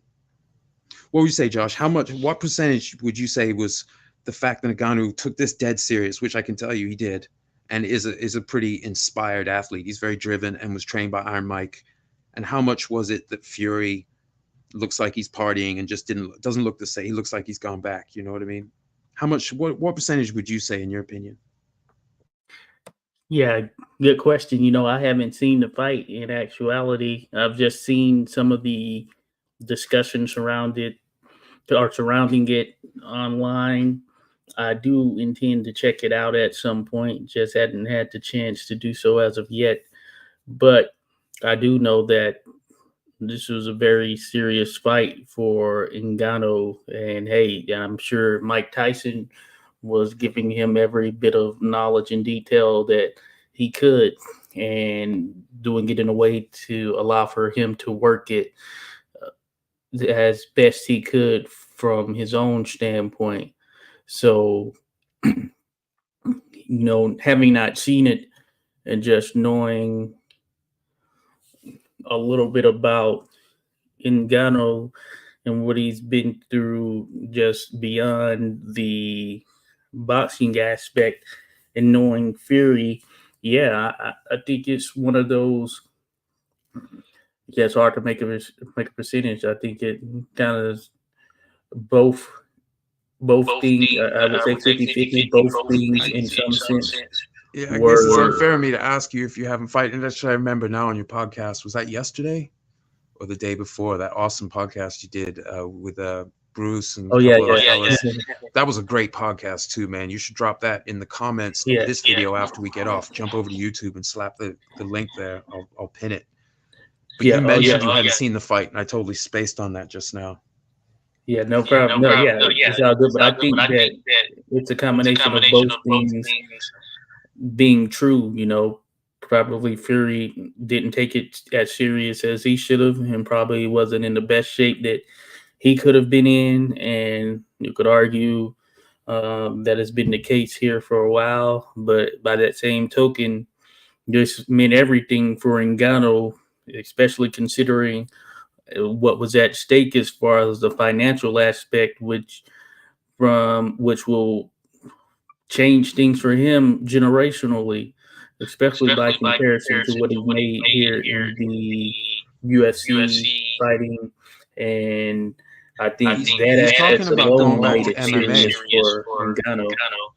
He's actually talked about going back to MMA, which will be a huge credit to him because he's not going to make the same money. He'll make a lot though. PFL signed him for a lot of money. That was like he was the biggest free agent in the sport at the time. So lots of people were bidding or pretending to bid. Long story, but he was. But yeah, I watched it and I enjoyed it on the level of watching him in his first boxing match. He's fighting a really big guy. He's not the bigger guy this time. And my favorite part of the fight was Fury threw a desperation elbow, like a really hard elbow right through the guard, right? Tagged him flush. Ngannou just, he fights with elbows. You know what I mean? Some guys would cry and it would affect them too much, or it would distract them because, and he's just like, Ngannou's a serious dude. I mean, I didn't give him much of a chance to win. And it turns out he didn't win, but he did a lot better than I thought. He took it very seriously. And I hope he keeps boxing personally. I thought it's freaky, but he actually did well enough. Even if Fury's past it, he should be able to school a guy who's used to be throwing kicks and knees and elbows and tackled people. But it was actually Fury kind of grabbing him in a clinch, and it was Fury throwing the elbow. So that was an interesting fight. Uh, yeah, but if you haven't seen it, it's not a big deal. But certainly Fury is still capable when he's out of shape. That was the same with Langford. That's the same as other. But some MMA fans are trying to treat the fact that Nagano did pretty well against him like he just fought even with Joe Louis in 37 or 38, rather than what it was, a 37 or 38-year-old guy he was fighting who's not busy. But Langford showed that you could, if you stay busy, especially, you could be super capable, long past it. And Byers had fought past his prime as well, but like he was sort of guiding Langford. He was one of the guys who stayed around him a lot. And that left hook, and Langford's punching ability and the experience of like the seasons we're talking about when he's fighting, lightweight at this time was the premier weight class. It's bothering me that I have the 23rd and not the 24th for that fight I found. I'm gonna have that fixed. But he's doing all this and he's fighting some really fast guys. So later on, when he's fighting bigger guys, even if they're very experienced themselves, like they just can't move physically as fast as the people he's already seen. So that was actually an advantage. Even though he was smaller, he was like, it's okay because I'm now big enough to knock big guys out. You can't, you can only do so much with a chin. It's a human chin. And he had the angles and he had the experience to fight guys like Gans and Blackburn and Holly and other clever fighters, Elbows McFadden, also battlers like Patsy Sweeney. But and like Tommy Sullivan, I'm not sure how aggressive a fighter he was, but he was a promising welterweight. And Langford spanked him. I think it was inside 4. It was definitely inside 4, possibly in the 3rd. And this experience is partly why where other guys would either not grow out of the weight classes continually like he did, or they would just burn out. They would hit their ceiling and or an injury like with Holly, he got injured in that fight. And then I don't know if he was the same after that. That was a bad head clash, but he did still fight. He even got a world title shot against Joe Gans after that. But he wasn't necessarily what he once was. So the guys like Langford who keep going up the weights to find opportunity, Ezra Charles did it. Other people had to do it. Keep going up to find opportunity. But a lot of guys do that. And then if they keep climbing, even if they're greats, they can hit a ceiling because the size, it just translates differently. Like the great Tommy Loughran, light heavyweight champion, moved up. You can see in the Canera fight, he's out fighting him, but the return artillery is too telling. And as good as he was, as smooth as he was, is just hard. It's a hard thing to deal with when the power disparity is massive. Langford was small. He wasn't like a big hulking guy, but he was very fast for his power. Fitzsimmons reportedly was very fast for his power. Maybe some of that is that they are lighter, although Fitz was like a long, lean frame, whereas Langford was a cannonball with long arms. The effect is the same. That if you have the right technique for your build, you can really throw some leather. That certain great punchers of the past. All you can find every build, right, Josh? If depending on Yes, sir. who you look at, which time and what weight class, you don't have to be. You can be Rocky with some micro arms, 67-inch reach. That's less than Holly, who was able to make 133. He had like a 71-inch reach, I think. So like Rocky got it done being the small guy with small arms because he was absolutely tough as nails and maniacally driven. And I think he only fought for about 8 years. To everything, every cell of his being into, at least when it was time to get ready for fights, and then got out. And it's like, so other guys had bigger resumes, but it's one, like for me, pound for pound, like I do look at the resume, but that doesn't mean other guys weren't great or wouldn't even do better in head-to-head matchups than resume fights. The resume is different though, because it's if you run into bad matchups enough, then you're really testing your caliber on the next level. And that's what Langford did, and went on to have more fights against Hall of Famers than anyone I'm aware of. And guys like Blackburn, who's in the Hall of Fame as a trainer, but not yet as a fighter, which needs to be fixed. He was one of the most brilliant fighters of the early era. 10 years after he's retired, people still refer to him as one of the cleverest boxers of this era, of the what now they would call in the old timers and things. Mm-hmm. Pretty great stuff. Fighting past your prime, like Walcott, some people were saying he was past his prime by the time he was fighting like Langford and them in '04. He'd been fighting a long time, had a ton of fights. He'd even fought heavyweights. He'd fought middleweights when he was still a lightweight. And then as a welterweight, fought all the way up. Credible fighter, but even past it, he was still favored to beat Langford up. He was a betting favorite. Not a huge betting favorite from my recollection. I feel like he was like 10-4. There was something. I actually can't remember. Don't quote me on that. But he was the favorite. And then Langford got the edge on it, but it was the ref called a draw. But so Langford's been in there with one of the great pound for pound punchers in history and one of the greatest welterweight sized fighter. It'd be a light welterweight today, but he walked around near the welterweight limit today. But he fought what would be, 141, 142 in that range once he ground himself down.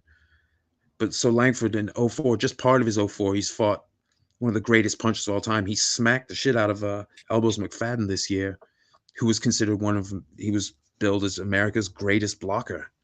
He knew all the dirty tricks, like how to sort of yank your arm or block it and then twist and but he barely landed. He landed like 2 light punches in the 2 rounds he lasted with Langford, knocked him out for 2 minutes.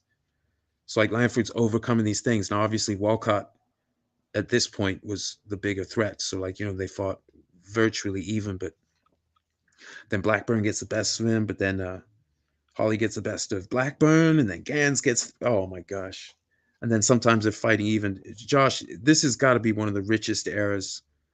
But it was just that one year, and lightweight was always packed, but that 1903 was epic because Gans had the title and trashed a bunch of guys, beat the crap out of a bunch of dudes, lots of stoppages, and then Blackburn over 6 rounds, and then he gets the best of Holly, but then Langford over 15 rounds. Right away, Langford's internationally prominent now. You don't just beat Joe Gans. 6 rounds is one thing, but 15-round fight with the title was going to be on the line. It was ended up being at 140 instead of 138 ringside. But yeah, Alexander says Fitzsimmons was kind of wasp-like frame, just under 6 foot. Yeah, he was skinny, but the back muscles from the blacksmith. So not all muscle is the same, and not everyone has the same strength to weight ratio. Fitz was bizarrely strong and had good technique too. He hit hard. He was actually dangerous with his hands, legitimately dangerous with his hands. Even as an old man, he just wasn't the guy to F with. You know what I mean, Josh? Oh yeah. There's lots of newspaper accounts. Some stuff went to court. He wasn't the guy to play with. But he had that kind of and that was Langford's idol. And you could see in Langford's career an almost unparalleled toughness, but power punching that was compared to Fitz. Later, and when Langford by I don't know when the article was, maybe 09, 010 or 1910, Langford the hardest hitter since Fitz. Neither of those guys were big, but people who are watching the sport, they can tell the difference. You can hear the difference in the shots. I mean, people knew just what was going on. They were following it more closely then than they are now, and they were seeing a larger sample size. So you could have a good win. They're upset wins. They're guys who beat important fighters, but if that's all you did, then you're not held to the same esteem as someone who can go in again and again and again. And that's what Langford did against some of his best rivals. He had the most fights. So you figure, okay, let me ask you this. So if, let's say Johnson, Langford, McVeigh, Jeanette, and Wills, probably the 5 best heavyweights leading up to Dempsey of that part of Langford's era. And he fought Johnson just the once, 18 or more fights against Wills, 15 fights against McVeigh, 14 fights against Jeanette. So the only one of the other, the greatest, he didn't get the fight with Johnson, but he sure was trying for it. And he had just fought Joe Jeanette, apparently hurt his forearm amid beating Jeanette just a few weeks before he got the opportunity to fight Johnson. So he took it, giving up 30 pounds, and never got the rematch that they were booked for in London in 1909. Unfortunately, Johnson pulled out, but in the original fight, he gave up 30 pounds and a bunch of size and high level experience, and he got thumped on for 15 rounds, but he lasted. So Johnson, later when he's 20 pounds heavier of muscle and bone, Yeah, Johnson's like, oh crap, it's that guy. He couldn't hurt. He beat his face up, but he Langford had no quit in him. So later on, when Langford's walking around heavier, 170 or more, he's an absolutely vicious puncher at this point because he was already a premier puncher when he was in his 130s, 140. By the time he's 150, it's ugly. That's when he knocked Holly's tooth out. He was about 150 in that fight. He beats Joe. He loses to Jeanette that year in '05, loses to Larry Temple, but like in '06, he's on fire other than the couple fights. But those two losses, as you know, those lost to Jack Johnson, lost to another great fighter, young Peter Jackson, who was probably like a middleweight by now, but also fought Johnson. Lasted 12 rounds with Johnson, like a very good two-handed puncher, good grappler, wrestler in there. And he lost to each of them, and then he didn't lose again for like till like 36 fights later. That close fight with Jim Flynn.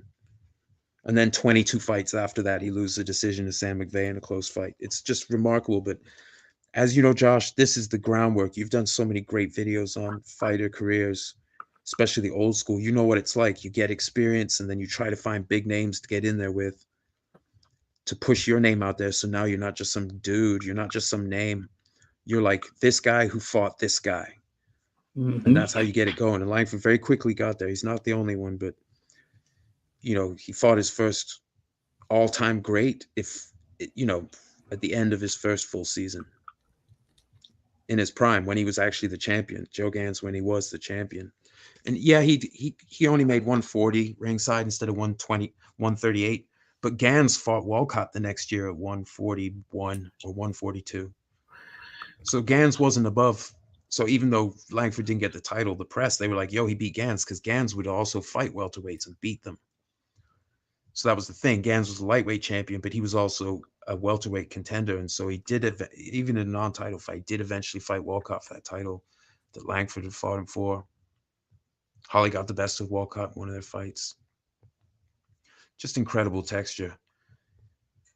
And so we didn't really get into the fourth and final fight in their series. And I guess that will actually come up but at some point in the podcast series. But thoughts on fighters where you read the descriptions of Holly, who comes to mind of a more modern fighter who's sort of tricky like that, who can switch it up, so they can fight a certain way, but then especially where like someone's grappling, they start banging the body. I mean, Jimmy McLaren, I love seeing him do that. I'm pretty sure I've seen Tony Canzoneri use that technique. Maybe that was just in vogue in the 30s, but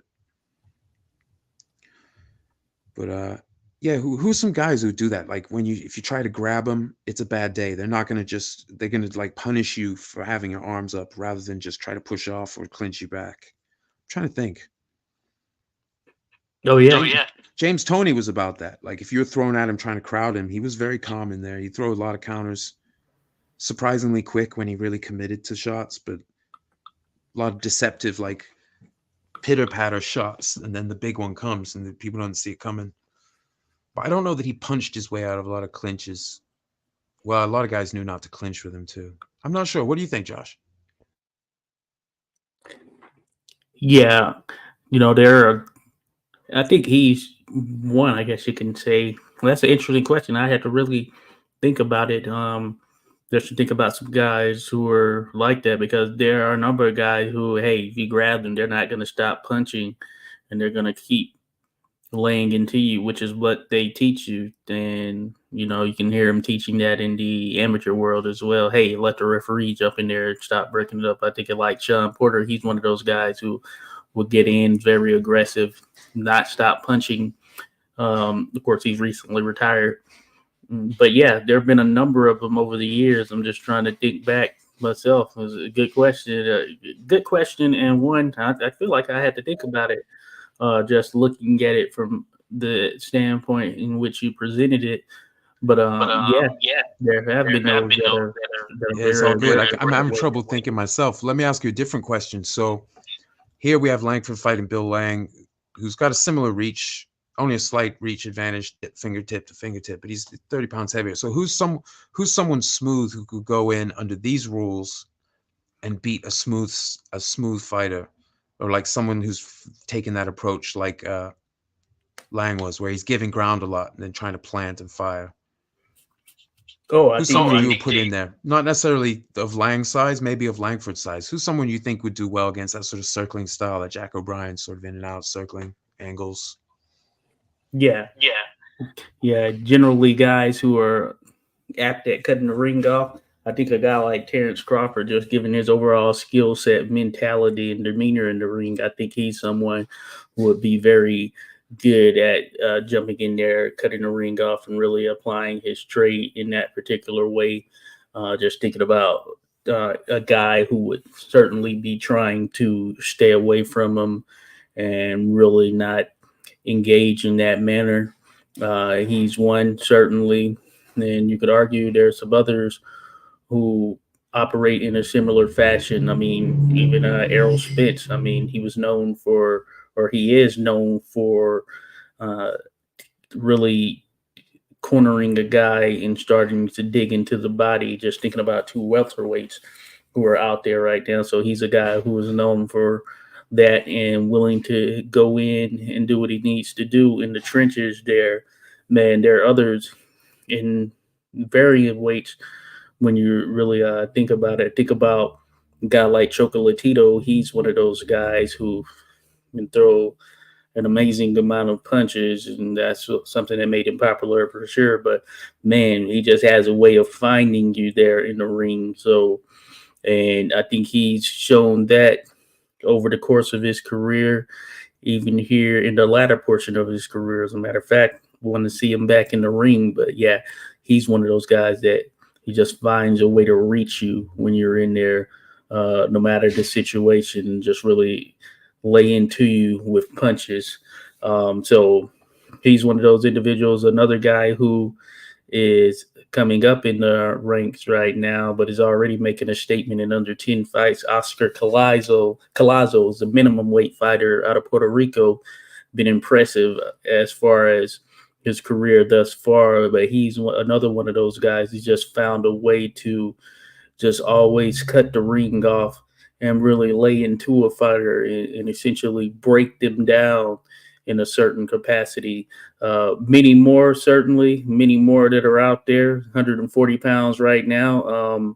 You have Gary Antoine Russell. So, Antoine Russell, one of the Gary brothers, he's another one. He just has a way of, man, just being on that offensive charge and really just getting to individuals, regardless of how they operate stylistically, but even those guys who have more of a finesse to them, and he's aggressive in that way. So, yeah, a number of guys out there, man, and I'm sure there are more examples that we can think of if we really, just kind of dive a bit further into it. Yeah, maybe that's a whole show waiting to happen Yeah, because we're almost 2 hours deep on just on the one subject. We did wander far afield, as it turns out, but that's how it goes with a career like this because it's all interrelated. And a guy like this who spanned different weight classes, fought so many greats and powerful champions and contenders of different weight classes, and just across so many years, it's pretty insane because he was long past his best before he stopped fighting at the highest levels, predictably fighting at the highest levels. He was already gone. He was already pretty, like we said before, he had like six more fights. He got hurt mid-year against Fred Fulton, got his eye smashed in, and then still had six fights before the year was out. Went 4-2. Lost to Harry Wills, be knocked out Kid Norfolk brutally. The last fight of the year. He was operating with one eye at this point, but he had so much experience, these guys, and the power. So even Fitz, when he was older, he was still world class. Now, when he was extremely old, that changed, but when he was older, he was still world class because that power makes a big difference. I think that was part of it with James Toney. Not that he always punched with power, that he had a lot of technique and he knew how to commit his weight efficiently. So when he did really go, he could land some really vicious shots. He just didn't always throw as many as people wanted him to early in the fight. But he knew how to throw his weight around, even though he was larger, and he was keeping up with guys who were of a similar weight, who are his size, but without the fat. So it is possible. We do have some examples in the modern era of guys who can, like Andrew Ruiz, not necessarily like super trim when he upset Joshua, but he very fast hands. So you look at a still shot of him, if you put it in black and white and said, "Oh, this guy's from 1913," you'd be like, "Oh, who's this guy?" Same with Tony Galento, but that doesn't mean these guys can't fight. Galento looked, he was a bartender, smoked cigars, drank beer and stuff, but he was one of the top contenders by the time he got his shot. And he knocked Lewis down. A lot of great fighters did not knock Joe Lewis down. So it's just how it goes sometimes. But Galento's overall career, I mean, obviously he didn't win the fight either, but it's the whole career, and these greats who are in there, not just once or twice with great fighters, but again and again and again. Like Gans, Holly did it, Langford did it, Blackburn did it. Langford did it in the absolute extreme. But it's just, so there's just different levels, and I think that's why, for me personally, Langford just, for me, he's my greatest, but just the way I measure it, because I can't find, there aren't too many resumes you can compare to it. There aren't too many guys out there who can even, to me, be in that conversation for that depth and breadth of a career. It's just a handful of guys. It's like grab, Rosenblum had a ridiculous career, but not as much success and didn't give up as much weight. But then, like Hank Armstrong, Sugar Ray Robinson, Greb, and Langford, those four, okay, I'll set those aside. But other guys with the monster resumes, maybe less prolonged success fighting that kind of adversity, but lots of great fighters. I mean, Barbados Walcott, one of the great welterweights and multi-weight fighters. I mean, he was tiny. He was like 5'1.5". And I think he only had like a 7. He didn't have very long arms, maybe 69-inch reach. But he was 5'1.5", so he had long arms for his height. But so like Langford, but in a smaller scale, he could punch up at guys, come flying up, sometimes even off his feet to catch these big guys. And had some as you know, Josh, had some badass wins for a little dude. Mm-hmm. Absolutely terrifying, but it's commitment. Just like people like to talk about the Hawk, and his punching power. It wasn't just that he had big arms or something, or he turned his hips real quick, but it was also like just the sinew and just everything, and that instinct for landing with full total commitment at times. I know he also knocked guys out with like less than full commitment, but some of those punches are absolutely destructive, where people will look at him and say, even above his weight. Stanley Catchell was like that, where people they were talking about him as just one of the hardest hitters in the sport, even though he was a middleweight. At the same time, they were talking about Langford. There were actually quite a few people who thought it would be Langford or Catchell that dethroned Jack Johnson, not the full-sized heavyweights.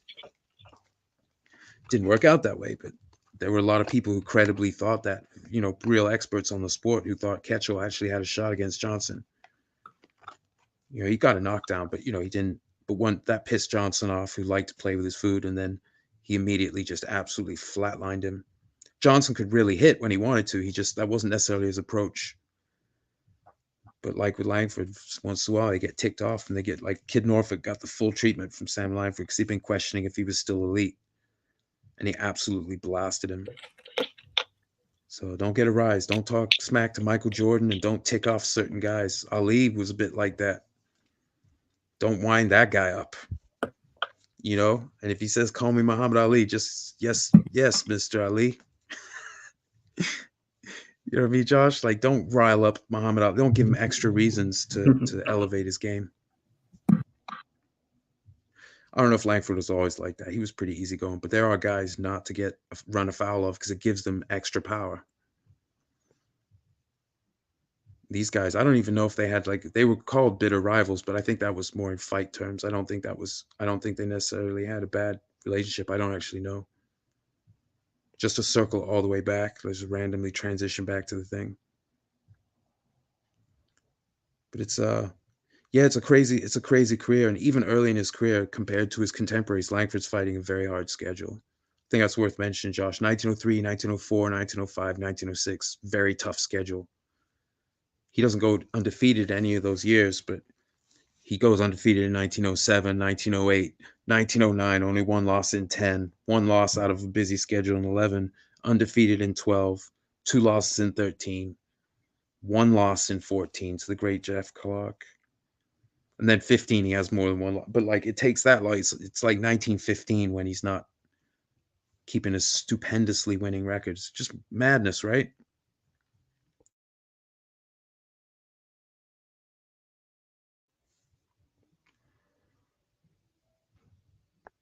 think you're muted, Josh.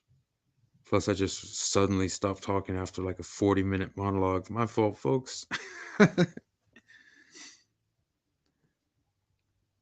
Yeah, but these guys are busy. Let me jump over the chat real quick. Someone says something. Oh, I see. Josh typing. Buddy Bear, Max's brother, is underrated. He's in a lot of TV shows and films. Yeah, and apparently Rosenblum did a lot of movie stuff after his career, but like a lot of stuff is lost. Cinema and boxing both from back when, unfortunately. But we're lucky to have anything. So with the Langford footage, even though there isn't a lot of it, I'm like, hey man, that's good. And one of those is a very important fight. That was the last fight of 1913 where he fought Joe Jeanette in Paris. So we got footage of one of his great fights with one of his greatest rivals, their 10th fight. First fight in 1905. So I guess by the end of 13, they were having their 10th fight. That's a series right there. They weren't even done.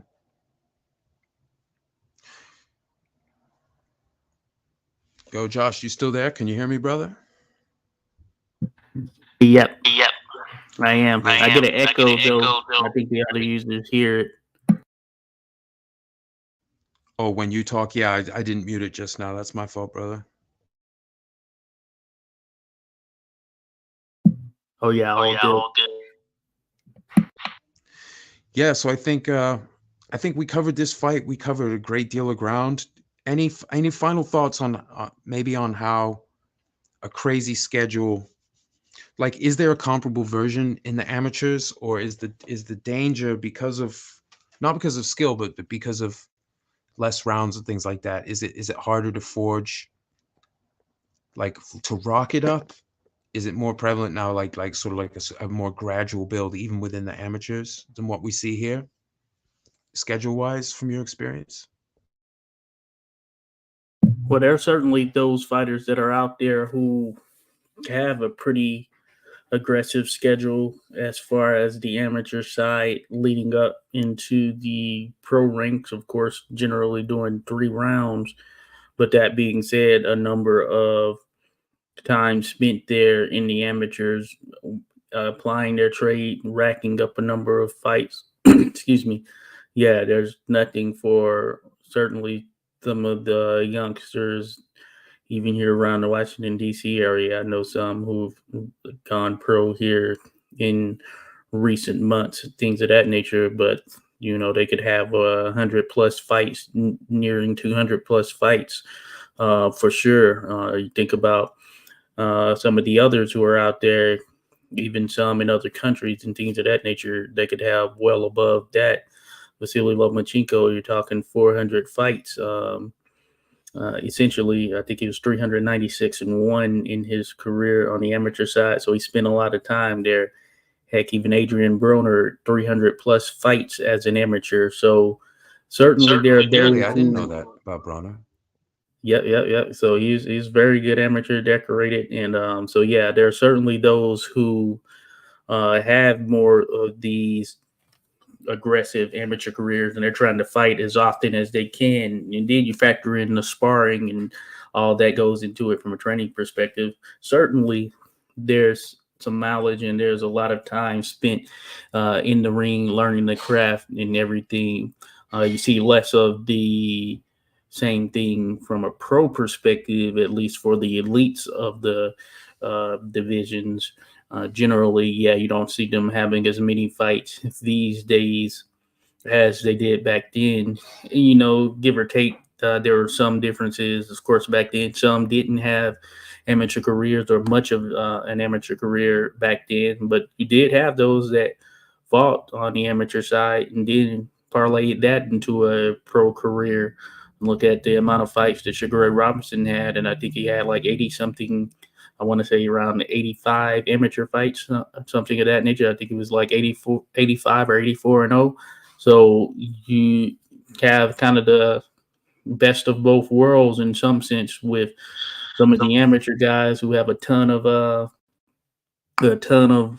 amateur fights or a good deal of amateur fights, or some of the older guys who have a good deal of amateur fights with a ton of pro fights. And here in modern times, you have some guys and gals who have just a ton of amateur fights and a decent amount of pro fights as well by comparison to some of their peers, for instance.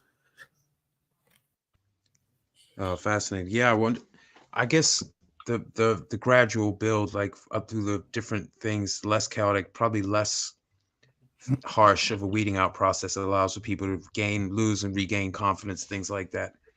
This era, it seems like, where the standard of living was so low that when Langford came in, he had a few amateur fights, you got a prize for winning them, a watch or something they sold, but then he got his fourth fight, he got booted out of the amateur athletic union because he got paid against McVicker. So now he's pro, and he's just basically, he can't go back to Roanoke and win those watches because he's broken the rules or whatever. So now he's just tearing through it, in a bunch of fights, because he didn't have the luxury of, oh, do I, he didn't live with his folks. His mama passed and his dad was back in Canada, and abusive. So like he was just out there as a teenager, just fighting a crazy professional schedule. Not the only guy to fight a crazy professional schedule as a teenager, but certainly one of them. And the fact that he beat, like, there are other guys who did that, but did they get world-class wins? And that win over Gans, that's at a minimum a top 3 lightweight of all time, I would think. To me, Gans is the number 1, but there are arguments for other guys.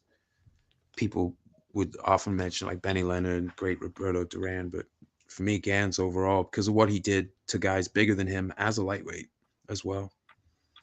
Same with Langford. I would rate him highly as middleweight because how many middleweights have been actual middleweight, but also a top 2 heavyweight in the world? I don't know if top 1 by schedule, but Johnson was the champ and had done a lot before he became the champ. So Langford's like a top 2 heavyweight as a middleweight. As a guy fighting like 160-ish, he's already there. He's already in that elite. So that's partly why I rate him as middleweight as well as light, heavy, and heavy, because he was doing it at the same time. I mean, Hank Armstrong's another guy, right? Like, he's mostly, title success is mostly welterweight for this guy, right? For Henry and Hank, but he's a multi-weight threat. Some of these guys, they may not be large in the division where they make the biggest stamp. Langford was like that, when he got up there, he got his groove on. An enormous amount of heavyweight fights, almost, not always, but often the smaller guys, so regularly that it's kind of a joke. That he's, if he's bigger, then people are like, oh, what's happening here? But he gave up size enough. A couple times he was bigger, and it was ugly, usually for the little guy. But when he was a little guy, he could get it done. Harry Greb was like that too. You could be bigger than him, but he was a middleweight, but he was also a great light heavyweight at the same time, and he had a winning record at heavyweight, as you know, Josh. He didn't get the Dempsey fight, but he had a winning record at heavyweight. He was one of the guys the newspapers were talking about as a potential fight for Dempsey around the time they were talking about Tommy Gibbons. So that's pretty crazy for a middleweight. So that's another guy, another reason why Greb is up there with Langford, the massive Hall of Fame experience and success, and then also being small and being world-class above your weight, like actually above the weight.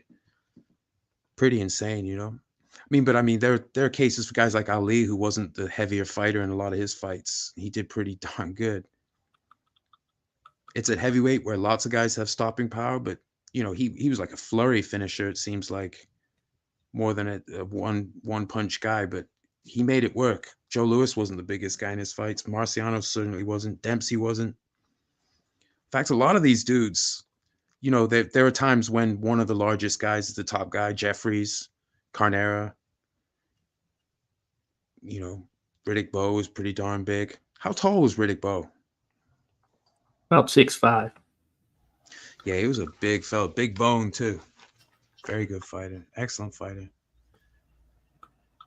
Yeah, Lennox Lewis, a great version of like a modern, larger heavyweight that people talk about. But in my opinion, one of the guys who actually would be really tough for some of these guys. So he could switch it up too. So he could fight a bullying style, but he could also stay behind the jab. And he was really big. with those attributes and fast enough to be dangerous. So yeah, for someone like him, if someone wants to say smaller guys from the past might struggle, well, yeah, because guys his own size struggled too. He had a certain blend. Most guys are not Lennox Lewis. You know, Tyson Fury. I'm sorry if you put Tyson Fury against the prime Lennox Lewis, the Fury that we've seen just saw, he's going down. I I believe that entirely. Just because you're big, it's like no, you got to be big and sharp. So Langford was small and sharp, but when he was bigger, he was still sharp enough. Like um, with Flowers, where he was slow, he was getting pounded on in the first round, but then he did catch him, and he had enough power. He got him out of there. The last Hall of Fame win. And in fact, there are guys nominated for the Hall of Fame. Like Holly's up for nomination. He was up for nomination. They finished voting on the 31st, but Holly was up for uh, who else? Willie Lewis, I think, was up for nomination that Langford beat. Young Peter Jackson, who won and lost and drew with Langford. So even though Langford has the most fights against Hall of Famers, there's some guys who could get in that would even increase those numbers further. And guys who probably should be in. There are guys who deserve to be in or not. I wish they would maybe just put a couple guys, old timers, in a year instead of one. Too many fights happen. You know what I mean, Josh? Too many fights happened in that time to only have one guy a year and 3 modern ones. It should be like maybe 2 and 2 or 2 and 3.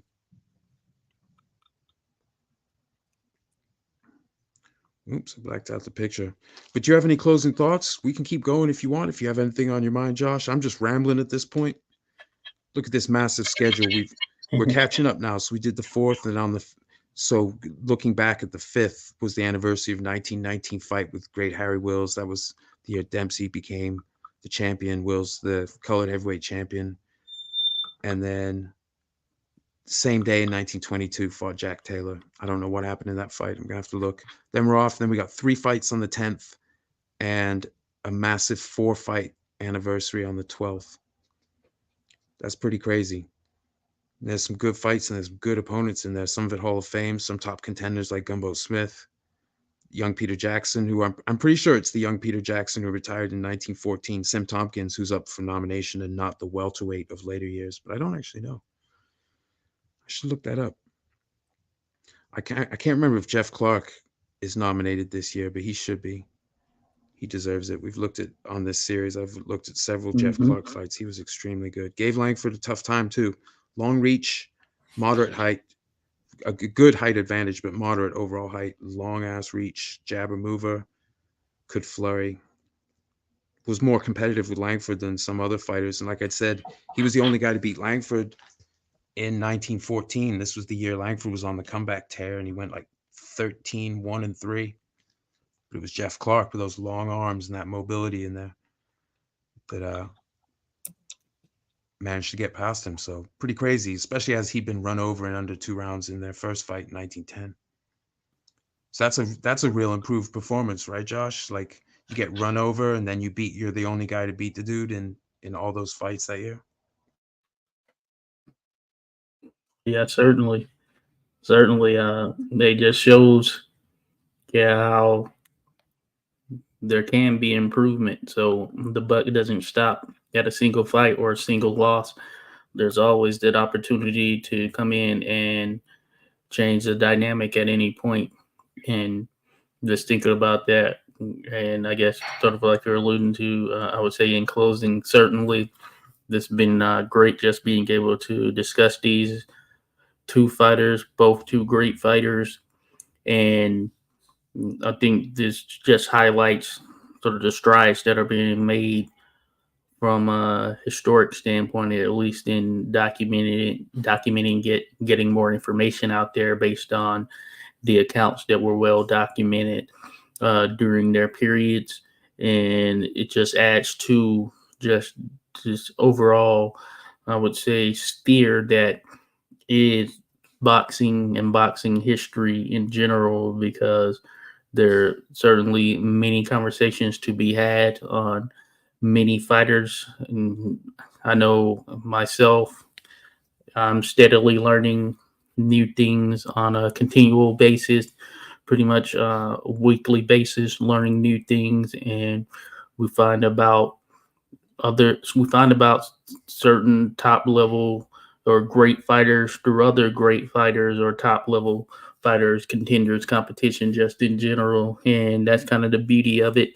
We have enough of a history, such a deep history, especially by comparison to a number of the other sports, though a number of them do have their own uh, pretty solid history in some right. But with boxing, we have a deep enough history, and just thinking about it from the individual standpoint, that yeah, there are always these opportunities to just become aware of fighters who've had an impact on the sport, and that impact can look different ways, but it's always rewarding. I know just for myself in general, I know it's a similar thing for you there, Brandon, just to become familiarized with these fighters and get to just kind of take part in their stories and share it from our perspective and share it from the perspective of those who were there during that time and those who took that time during those periods to really uplift and document this great sport that we do know as boxing. Yeah, well said, sir. Yeah, we're lucky. I mean, with some imagination and understanding. See, if we understand that there were expert boxers, master boxers, and brawlers, and combinations of the two, inside and outside fighters, crouching fighters, long jabber movers, all different styles were represented in the early era. There were things that people added or fine tuned over the years, but also inevitably some information is lost. I mean, Sam Langford was learning from George Byers. You know, if you're coming up in boxing, you're learning from even a good coach. You're not learning from a guy like George Byers necessarily, who's been in there with a bunch of class, given up size, sometimes successfully overcome size, very clever, seen it all, seen a bunch of great fighters in person as well. So something is lost. When Jack Blackburn passed away, something was lost. He didn't pass everything on to the people around him, including Lewis. Lewis wasn't a world-class coach. Things are lost. So techniques come and go and they get recycled, they get reformatted, but they've existed going back. Certainly by the turn of the century, there were all kinds of, but there were master boxers before that. But by the turn of the century, there was all kinds of stuff and this structural framework in many states, dozens of states and around places around the world where you could really get the experience and test it out. So Holly fought ridiculous schedule. Langford fought a ridiculous schedule. Gans did as well before and after he was champion. Not every champion stayed busy, especially at heavyweight, but when Langford was fighting for and holding sometimes the colored heavyweight championship, he stayed busy. So there were guys at championship level who would keep their fight on. Jack O'Brien, when he had title claims, he stayed busy. He had a ton of fights anyway. So this is, it's like it's a real proving ground. And these guys who stood out in this kind of era with these kind of demands, they were special because otherwise you're just going to end up ruining your hands. You're going to get knocked out too many times, or you're going to have poor showings and they won't want to book you because there's all these other guys scrambling to get in every year, all these debuting fighters who are ready to go at this crazy schedule. So Langford very quickly punched his way into being a hot booking. He had a home club, but he was also fighting all over the place. Lots of fights at the Lenox Club where he was based, but also at the Essex Club. And then he also went out to Rhode Island. He went up to New Hampshire. He's fighting all over. And so there was opportunity for it. So in this sort of proving ground, desperation plus opportunity equals epic, all-time great resumes sometimes. Langford's one of those guys. Definitely one of those guys. But Holly had a legitimately badass career himself. He just didn't get same opportunity. And sometimes these guys, circumstance kicks in, especially in this era when careers might not last as many years for most guys. So Walcott shooting himself in the hand, that was crippling for like Holly. That was right when he should be in title contention. And same with Langford at welterweight. Just he got a shot, but like it was, they could have easily rematched at the end of that year if he hadn't been hurt in the Gans fight. So after the Gans fight, I should say. So like sometimes things just work out a certain way and guys don't always get the opportunity. It still happens today, but the way you could get frozen out either intentionally or unintentionally back then with those kinds of schedules, because you got to fight to eat or a fight to have like a high standard of living. If you're busy and even if you're not making huge money, if you're fighting a lot, making pretty good money, it adds up. throw in some side bets, get a backer, get a rich backer and stuff, things like that. Side bets with a lot of extra money. Gans was expert with that, making extra money on the side. So we'll fight for this percentage of the purse, but then also 2,500 or 500 or whatever on the side. Sometimes they'd also do that on making weight. So all kinds of ways to work the money. The money's a lot different nowadays, but back in this day, it involved a tremendous amount of fights to become important enough that clubs are willing to put up good money for you to either fight lesser guys and you're the A side, or to come in and test, like as cannon fodder or as a test, an out of town test for the patrons to watch the local top guys. Bit of both. Langford did both. He was the hometown guy, like when he lost to Holly in that first fight. Holly came to Cambridge, Massachusetts, kicked his ass and went back. I don't know if he had other fights here, but basically came down, beat him good, and they went back. But they kept fighting. They fought in Baltimore, they fought in Philly, and then the last fight they did in Salem, Massachusetts. Salem of the witch trials fame or infamy. But anyway, Josh, I fear if I go any longer, I'm going to lose my voice, which isn't right, because I used to be able to sing for 4 hours in a row, but right now I'm feeling a little scratchy, brother. It's been great having you here, man. Thank you so much for joining me. Thanks, folks, for listening on the on Josh's channel, as well as here on mine. Shout out to the chat. Thanks for the interactions, guys. Josh, any final thoughts on top of all of these final thoughts we've been having? Yeah. No. I'll just say, yeah. Thanks for everyone who dropped by. Of course, Alex, Henry DiCarlo, a number of others who dropped in. Dan, we had a number of others. Eudes Fernandez. I mean, keep going. Big Bear, Impulsive, etc. Stop Motion MMA. Andre Rodriguez, and just a host of others. Clay Marceau. Kid Goku dropped in this thing. So I think that's everyone who at least peeped in, shared a few comments or whatever. Hey, you're appreciated. It makes it all the much better having you in, join in on this conversation, sharing this great history and that knowledge that you all have as well. So thank you, Random, again for the invite. I always appreciate having a discussion. Great having you on, my friend. Let's do this again soon. And folks, have just a fantastic day or night, whatever time it is. And I'm going to send us out with, again, that clip of Langford doing sort of posting off against Jim Flynn, set to the music. Original song's called Day Straight Into Night. It's an old blues I put together back in the day. Have a great day, folks. Thanks for listening.